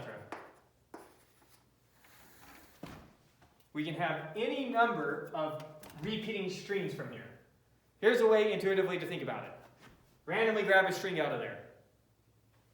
Randomly grab another one, concatenate it on. Randomly grab another one, concatenate it on. And you can grab as many as you want. Yeah. That's Who's okay. What? Concatenating all those strings together. Isn't that the dot? That's the dot, yes, but that this is concatenating languages, this is concatenating strings. Concatenating strings is just hooking strings together. And concatenating the language is concatenating all the strings in the language together. So, is this starting to make more sense? Pick k strings out of A and put them all together in a line. Combine them all together to be one string. That's what's in A star. How many strings can you pick out of A? However many you want, 0 or more. Where does the duplication come from? Because x2 can be the same as x1. x2 can be different from x1. So you're just putting together random stuff. Putting together a bunch of random strings where each one of those strings comes from A. Okay. So now it's even more pointless than I thought it was before. So it's just repeating strings from A any number of times you want. Any strings you want, any number of times you want. Okay. Everyone getting this? So if A was like the alphabet, then it would be somewhat valid for any word that we use. Well, for A being good, bad, it's like I close my eyes and we have an infinite bag of goods and bads in there. I close my eyes, I pull one out. I got a good. I grab another one, bad. So now we have the word good, bad. And I pull out another one, good. I pull out another one, good. So now we have the word good, bad, good, good. And that's one word in A star. And restart, and now I'm going to generate another string in A star. I pull out nothing. Okay, that's the empty string. That's an A star. Restart. I pull out 4 strings again, except for this time it's bad, bad, good, bad. So everything's an A star. Well, no, girl's not an A star. Everything in A is an A star. Everything in A is an A star, yes. A is a subset of A star, every time. A star is always an infinite set. So I just want to be clear. Because I can have good, good, good, good, good, good, good, good, good, good, good, good, good as many times as you want in a row. Yeah, but always A star is always infinite, good, good. as long as A is not the empty set. Couldn't you just have good, good? Oh, yeah, I see what you're saying. So theoretically, though, if you have like the alphabet in the set of A, then any word could be in A star. Yes. Any possible combinations of English letters are an A star. So if you're looking If for A were the English language, or the English alphabet. But the English alphabet, we don't want to think about that as a language. so if you're looking for So a if we word- thought about A as all the words in the dictionary, then now A star is all the possible ways you can put those words together. So if you're looking for like words that have a certain set of letters or something, like 3 or 4 different types of letters, you get all the words that essentially you could get them in that set somehow. I don't know. Thinking of all the places to apply that. Well, you'll see how we get regular expressions from these, and then regular expressions are used left and right. Okay, So let's see slightly more convoluted examples using a bunch of these in tandem. So I want A union B concatenated with A. You with me? So let's start coming up with some of the strings in there. Good, good. So I need a string in A union B, and I need to concatenate that with a string in A. So Emma said good, good. Is good in A union B? Yes. Is good in A? Yes. So that's a valid string in there. Good, good. We could also have girl good. We could also have boy bad, etc. I think you get it, right? You get How many strings do we have in this language? 8. 8. We have 4 possible strings for our starting word and 2 possible strings for our ending word. Oh, yeah. Our first word can be good, bad, boy, or girl, and our ending word can only be good or bad. So there's only 8 possible strings that we have here, and we could right now all 8. I just don't want So just 2 times 2 times 2. You just get the sets of all those times. 2 plus 2 times 2 Oh. would be the correct arithmetic. If this had 2 elements in it, and this had 3 separate elements in it, and that still had 2, then that would be 2 plus 3 is 5 times 2 is 10. That makes sense, of course. The plus is still a little bit dangerous there because A and B might have the same element in both of them, in which case you gotta ignore that element. So set addition, again, that's a discrete math concept. Anyways, so now let's look at A concatenated with B star.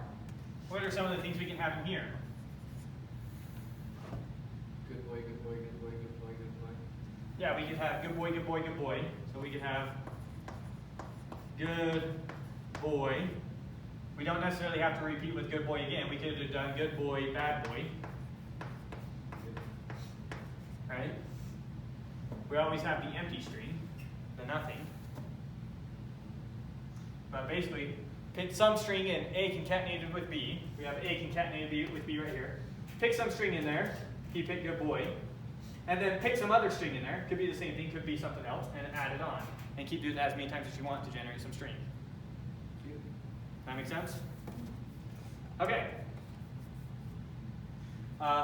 Note from here on out, the same way that when you see something like 3x plus 2, it's understood that that's 3 times x plus 2, right? When you see 2 sets together, it's understood that you're concatenating them together. AB means A concatenated with B. And so we'll probably get lazy and stop writing concatenation all the time. Is that about like the 3 fundamental, I don't know, principles of regular expressions? These are the 3 most common, these are the 3 operations used in regular expressions. They're 3 very useful operations. We'll talk about lots of other operations that are perfectly valid. For example, we've already talked about complement.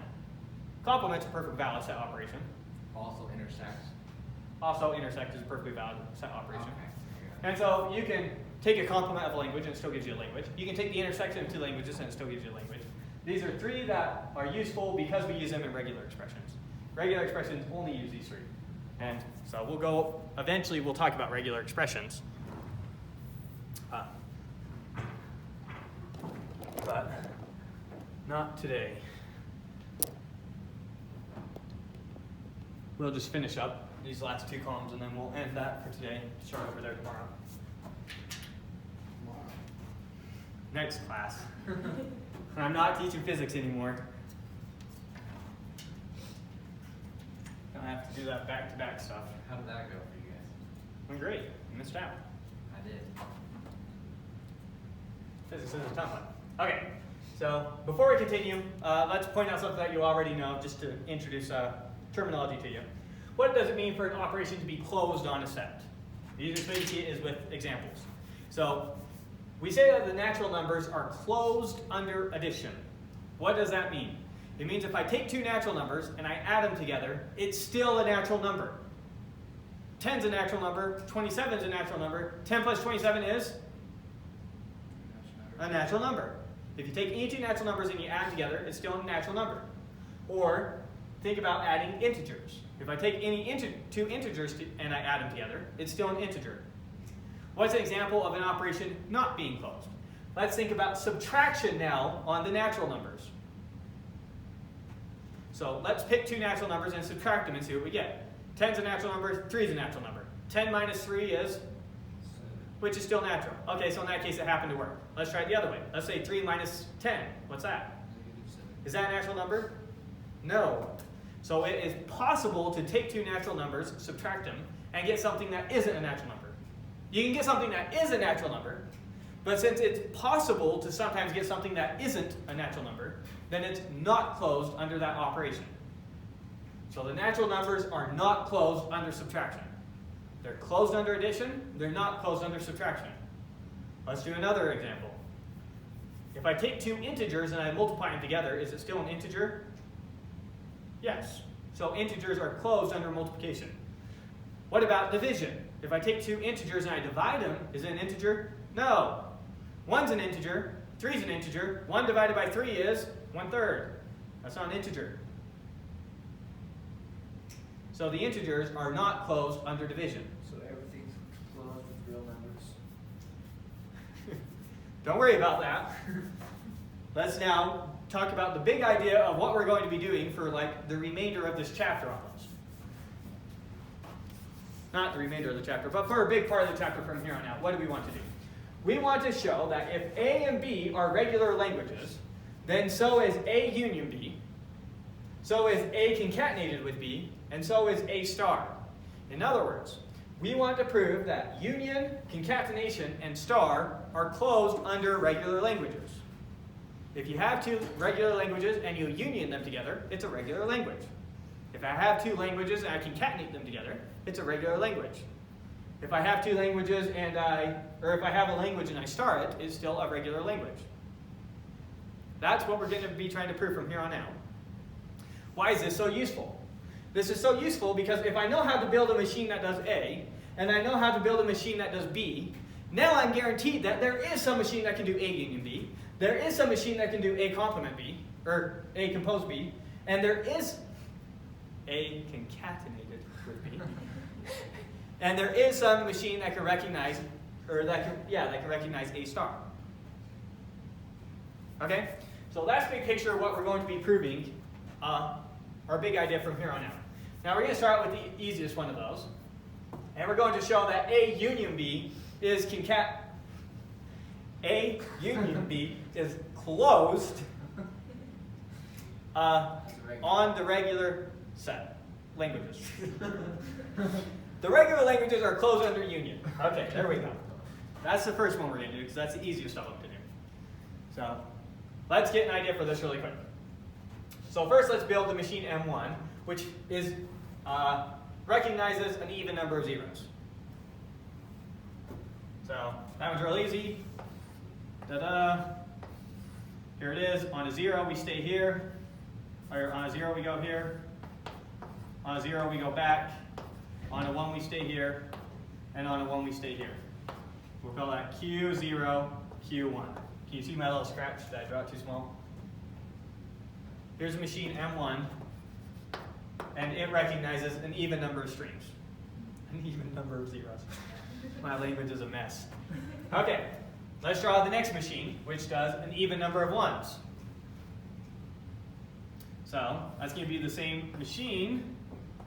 We'll call this one Q2, this one Q3.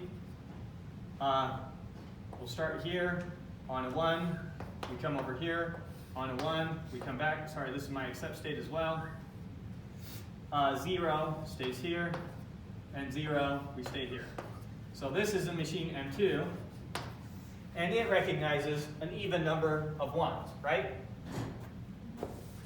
Okay, so the language of M1 is for sure a regular language. The language M2 is for sure a regular language. Now let's build the machine that recognizes the union of those two languages. We're going to build a machine that recognizes all the strings that have an even number of zeros or an even number of ones. Okay? And we're not going to logic through how to build this thing. We're going to build it in a systematic way. So I'm going to follow some procedure to do this. And then in my proof, I'm going to re-go over that procedure. So we're going to go over the procedure in an example, and then you'll see it more general there. So here's what I'm going to do. I'm going to create a state for every possible combination of states of these two machines. It's like I'm going to build a machine that is tracking running both these machines at the same time. And then if one of these two machines end up in an accept state, my resulting machine accepts. So maybe showing is better than talking, so let's show. So how many possible combinations of states can I get? I have 2 states here and 2 states here, so I have 4 possible combinations of states if I pick one from each machine. So I'm going to have 4 states. 1, 2, 3, 4. This is representing Q0, comma, Q2. I can have Q0, comma, Q3. I can have Q1, comma, Q2. And I can have Q1, comma, Q3. You with me? Those are the 4 possible combinations of states here. Now we start out in Q0, Q2. So here's my start state. Now if I'm in Q0, Q2 on a 0, where do I go? Well, a 0 on this machine takes me to Q1, and a 0 on this machine keeps me in Q2. So on a 0 now I'm in Q1, Q2. So on a 0, I go to Q1, Q2. Again, from Q0, Q2, on a 1, where do we go? Well, on a 1, this stays at Q0. On a 1, this goes over to Q3. So when we read a 1, we go to Q0, Q3. You see how this is kind of simulating both machines at the same time? All right. Now, if we were in Q1, Q2, so reset up, we're in Q1, Q2, and we read a 0, where do we go? To Q0, Q2. We go to Q0, Q2. This one stays at Q2, this one switches to Q0. So Q1, Q2 on a 0, we go back to Q0, Q2 on a 0. Okay, let's go back, reset Q1, Q2, see where we go on a 1. On a 1, where do we go? Q1, Q3. We go Q1, Q3. So on a 1, we go over here to Q1, Q3. So we found out where you go with the 0 or 1 here. We found out where you go with the 0 or 1 here. Let's go over here and figure out where we go with the 0 and 1. So reset up, we're at Q0, Q3. If I read a 0, where do I go? I go to Q1, Q3. So on a 0, I go to Q1, Q3. All right, reset. So we were at Q0, Q3. On a 1, where do I go? Q0, Q2. So on a 1, we go back Q0, Q2. Finally, from Q1, Q3, on a 0, where do I go? Q0, Q3. On a 0, we go to Q0, Q3. Oops, on a 0. And then finally, Q1, Q3. On a 1, where do I go? Q1, Q2. Q1, Q2. Right? Now finally, when do I accept? I accept if this machine accepts or this machine accepts. So in 3 places? So in 3 places, I accept any time we start with Q0. So I accept here, and I accept here. And then I accept anytime we end up in Q2. So, oh, thank you. I'll end up circling that anyways, but for the wrong reason. Okay, good catch. Yeah, I accidentally did the right thing for the wrong reason. So we accept these 2 because they have a Q1, and we accept these 2 because they have a Q2. So now let's pick some random string and run it on our machine. So we have 1, 0, 0, 1, 1. Notice it has an even number of zeros, but an odd number of ones. Right? So let's run it on this machine. So we start out here on a 0. Oh, we start with a 1. On a 1, we go to here. Then we get a 0. Then we get a 0. Then we get a 1. Then we get a 1. Is that an accept state? Yeah, and it's an accept state because we had Q0. Right? So in other words, we would have accepted if we would have ran it on this machine. Is there a way to write a machine with 2 different kinds of accept states that accept 2 different things on the same machine? I don't know what you mean different from what I have here. So like Q naught and Q2 is gone, not accept state. And you're only taking the Q naught and Q3 and Q1, Q2. That recognizes something. You could write that. And whatever it is, that's a regular language, because there's a machine that recognizes it. Okay. Any machine you draw has a corresponding regular language. Yeah. Maybe it's hard to put into words what exactly that is, but it has one, right? Okay, so hopefully it appeals to your intuition how this is just running these two machines at the same time, and this will accept if either of these two machines would have accepted. So this accepts all the strings that this accepts, or that this accepts, which is what we mean by definition of union. The definition of the union of this thing's language with this thing's language is everything that's accepted by this machine or accepted by this machine, which is what this is. So now we're going to do this exact same thing, but with a bunch of symbols now. We're going to do it in the abstract. That's so cool. Maybe some things to notice now. I'm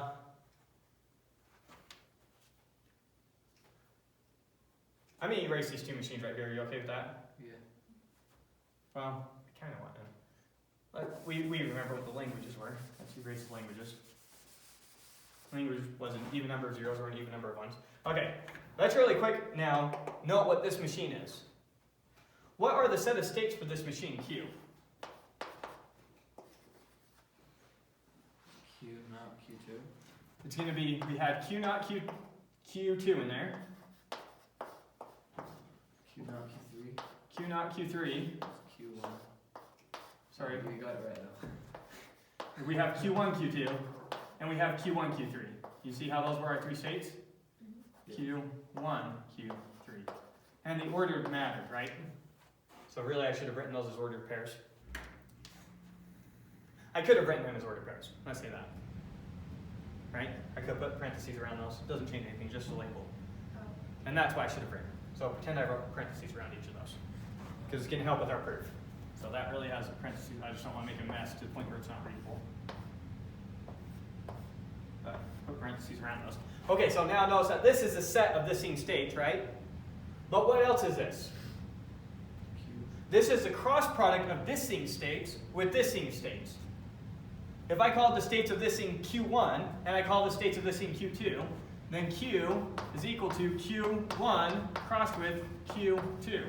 Now Q1 is a set containing Q naught Q1, and Q2 is a set containing Q2 Q3. You see that? So union is like cross. The states of this machine are the cross product of the states of these two machines. Oh, yeah, okay. That's what I'm saying. Second thing to notice now is our transition function then. What does our transition function take as an input? Zeros and ones. It takes two states and an alphabet symbol. Yeah. Okay, so let's read over here and then you'll see why I was emphasizing that so much. Okay, so here's our proof. If A1 and A2 are regular languages, so is A1 union A2. In other words, if you union two regular languages together, it's a regular language. That's what you're trying to prove. That's what I'm trying to prove. And I'm going to prove it basically how we did this exercise over here. So let A1 and A2 be regular languages. Now, if A1 and A2 are regular languages, what do I know about A1 and A2? There has to be some finite automaton which recognizes them. That's what it means to be regular by definition. So let A1 and A2 be regular, and let M1 be the machine, and M2 be the machine, such that the language of M1 is A1 and the language of M2 is A2. So since A1 and A2 are regular languages, I'm guaranteed that there exist two machines, M1 and M2, such that M1 recognizes A1 and M2 recognizes A2. And that's all one saying. That's all we're saying in number one. So I'm just labeling what they are. I'm saying we're going to call M1 the machine that recognizes A1, and M2 the machine that recognizes A2. And I'm going to name the components of M1. I'm going to name M1 states Q1. I'm going to pretend that they both have the same alphabet. It doesn't really change the proof if they have different alphabets. Just make a new alphabet unioning the alphabets together. Typically they have the same alphabet, so we won't really worry about that. So Q1 is the states of M1. You can pretend like M1's that machine there and M2's that machine there to help keep track of what we're talking about. So Q1 are the states of M1. Your input alphabet is your input alphabet. In this case, it was 0, 1. Delta 1 is the transition functions for your first machine. Q1 is a start state for your first machine. So in our case, that was Q0. What is that pointing at? Huh? That's just, oh, never mind, keep going. So we're going to call Q1 the start state of your first machine. So Q1, if we were looking at this machine, would be Q0. Yeah. And Q2 the other one. And then F1 are the set of accept states. So F1 in this case is a set containing Q0. Similarly, Q2 is a set containing these two states. Sigma is still 1, 2. Delta 2 is a transition function for this machine. Right? We could write out that table if we wanted to. We know how to do that. We did it over there. Q2 is a start state of this machine. So in this case, it happened to also be named Q2. That was convenient, but just an accident. And then F2 are the accept states of your second machine. In that case, it's a set containing F2. All right, so far we've just named everything. With me? Now our job is to construct this machine, which we're just going to call M. Okay. All right, so let Q equal the cross product of Q1, Q2. Okay. We're going to put Q equal to the cross product of the states from the other machines. So let Q equal the cross product of Q1, Q2. And now delta, our new transition function, is going to take something out of Q. It's going to take something out of here, along with some input symbol. And it's going to spit out something else in here. Notice that all our states in M are in Q. They're these ordered pairs. So delta is going to take an ordered pair along with an input symbol and spit out an ordered pair. And how do we determine how to do that? Exactly what we did over here. Delta, for the state R1, R2, and the input symbol A, moves to, so whatever R1 was, see where that one moved to with our first machine's transition function on input A. So notice, delta is eating up an ordered pair of states, so R1 and R2 are states. They're like Q, not Q2. A is an input symbol, like 0. And it's going to go to whatever the first machine went to, comma, what the second machine went to. So R1 is a state in the first machine, R2 is a state in the second machine. So look at what the first machine did on R1 with A, and look at what the second machine did on R2 with A. Put those two states together in an ordered pair, that's what we go to. It's dense, but once you see it, it's simple. That's how everything in this class is. So it's a pain to see until you see it. Then you're like, yeah, that's what it's saying. And A is just something out of our alphabet, right? And, oh, I didn't specify that. Thank you. A is something out of our alphabet. And I didn't also specify R1 and R2 are our states. I guess it's implied from why I said delta is here. So we know that A has to come from that, and R1, R2 has to come from Q. Yeah. Notice, this is just like the type of function notation you're used to. Here's our function name. Here's our input. Our input is something from Q and from sigma. Here's our something from Q. Here's our something from sigma. And it outputs something in Q. It outputs a state, comma, a state. The state that the first machine transitioned to, comma, the state that the second machine transitioned to.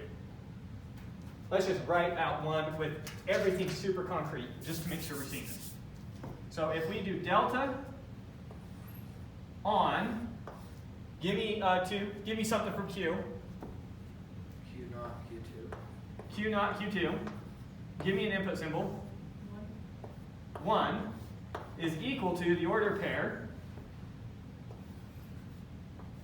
delta 1 on Q naught and 1, comma, delta 2 on Q2 and 1. But what is delta 1 on Q naught and 1? So when we go to our first machine, what was it, the transition it made from Q naught when it saw 1? What's Q naught? Q naught. So Q naught, when it saw it 1, was Q naught again. So this is the same thing as Q naught. Comma, our second transition function, when it saw Q2 and 1, what did it spit out?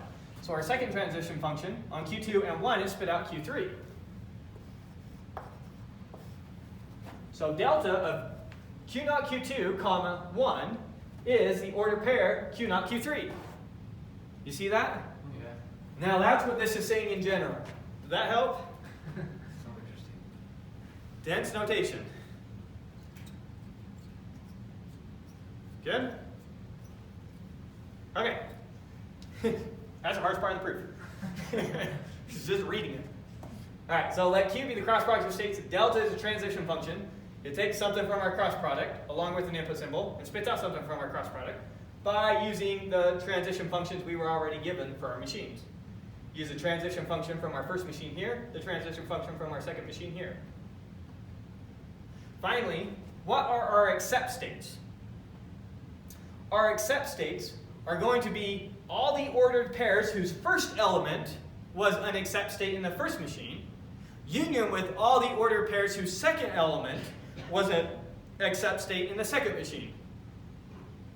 Right? That's what this is going to say. So our set of accept states, it's the set of all the ordered pairs where the first element in the ordered pair came from the first machine's accept states. So this is the ordered pair where it's an accept state from the first machine paired with any state in the second machine. Union with all the ordered pairs take any state from the first machine paired with an accept state from the second machine. Union those together, those are all your accept states. With me? Yeah. Okay. Then M equal to the Q that we just defined. Q, same sigma, the delta that we just defined. The new start state Q1 comma Q2, the start states of the two machines we started with. And the F that we just defined is now a finite automaton that accepts if and only if M1 or M2 accepts. Because it starts out the same place that they start out, it transitions the same way that they transitioned, and it accepts if it's in that one's accept state or that one's accept state. You see that? Perfect. So then the language of our new machine, M, is the union of A1 and A2. And so now, if I gave you any two random machines, you should, in principle, know how to union them together just following this protocol. Right? Just do exactly what this says, and it tells you how to construct the new machine that accepts it. And that's the way a lot of proofs in this class work. How did we prove something was regular? We constructed the machine that recognized it. And so constructing the machine, coming up with a way to construct the machine and recognizing it are one and the same thing. Why do you have that if and only if M1 or M2 accepts part of it? It seems like if you can come up with the M equals that, like if you can come up with that, then you come up with the finite automaton.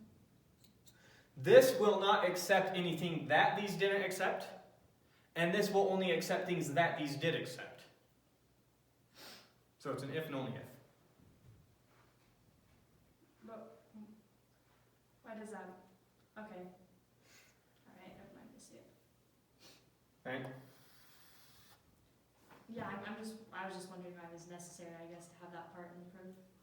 Just to make sure you didn't think that maybe we only proved that it accepts everything that these accept, but maybe it accepts more than they accept.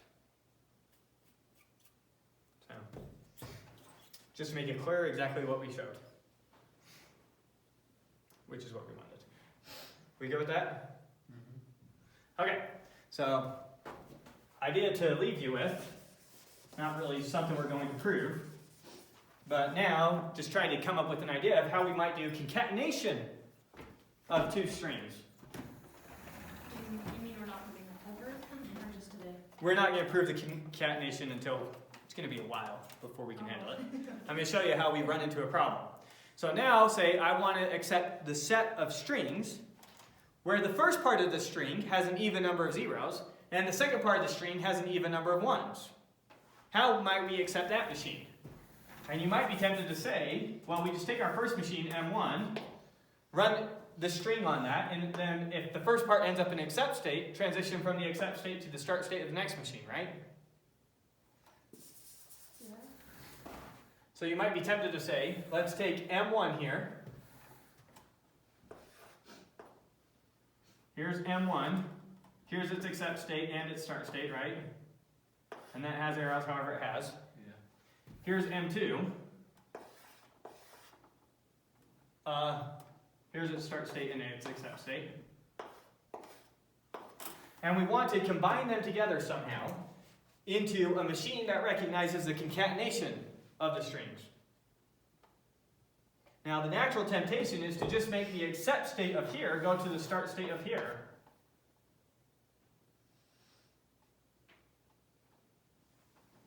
Is that not even appealing to your intuition?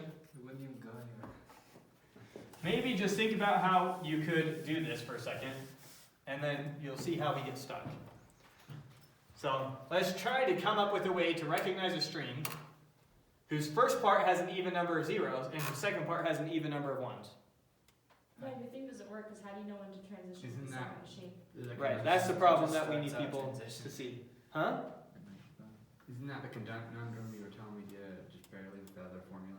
Or the n, and at the n, No, we haven't talked about this a yet. certain amount of times, and then the, I think, No, this will be regular when it's all said and done. The point is, we're stuck on how to figure it out. It's not obvious how to do it. Because naturally you would have wanted to say, okay, I'll build this machine here. The first half needs to recognize an even number of zeros. So here's a machine, 0, 0, 1, 1. So here's a machine that recognizes an even number of zeros, right? Now I need to build a machine where the first half recognizes an even number of zeros, and the second half is an even number of ones. So then you might say, okay, don't call this an accept state. Instead, we'll also let this go to our next machine, and our next machine recognizes an even number of zeros and ones. And it's built however it's built out, right? Let's just pretend it knows how to do it. So this knows how to do an even number of ones, this knows how to do an even number of zeros. It has some accept state wherever it has some accept state. Why can't we just combine the machines like this? What takes it from one to the other? Let's even pretend that we knew a way to just do it without even reading a string. We came up with some clever way of not even reading a string. We don't know how to do that yet, but let's pretend that we had a clever way even. Okay. You with me? So this machine recognizes an even number of zeros, so we take the string 0, 0, 1, 1, 0, 0, 1. Here's a string, right? And we might read 0 takes me here, 0 takes me back here. Okay, even number of zeros. Now I switch over to, now I want to check, do I have an even number of ones? From here on out, do I have an even number of ones? No, so it rejects, right?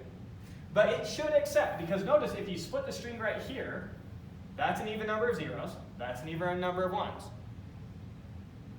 But the first one isn't. We want to recognize any string that can be split any way such that the first part of the split has an even number of zeros and the second part has an even number of ones. And how can we get our machine to know when it should move to the next part of the machine? And that's how we get trapped. You see that? And so it's a real trap, and we are trapped, and there's not much we can do yet until next time's lecture where we introduce indeterminism. So we're stuck. You should know how to solve that problem. You should get stuck on that problem. That's a wonderful thing. It should frustrate you so bad that you want to know the answer, so you come back to the next class. But we did the union. But spoiler, turns out all these are regular.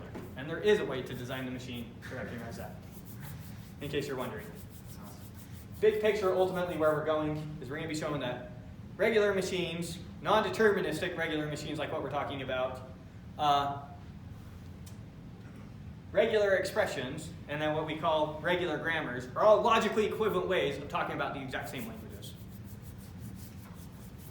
As weird as that is. So right now we're getting the foundations to generate regular expressions using machines.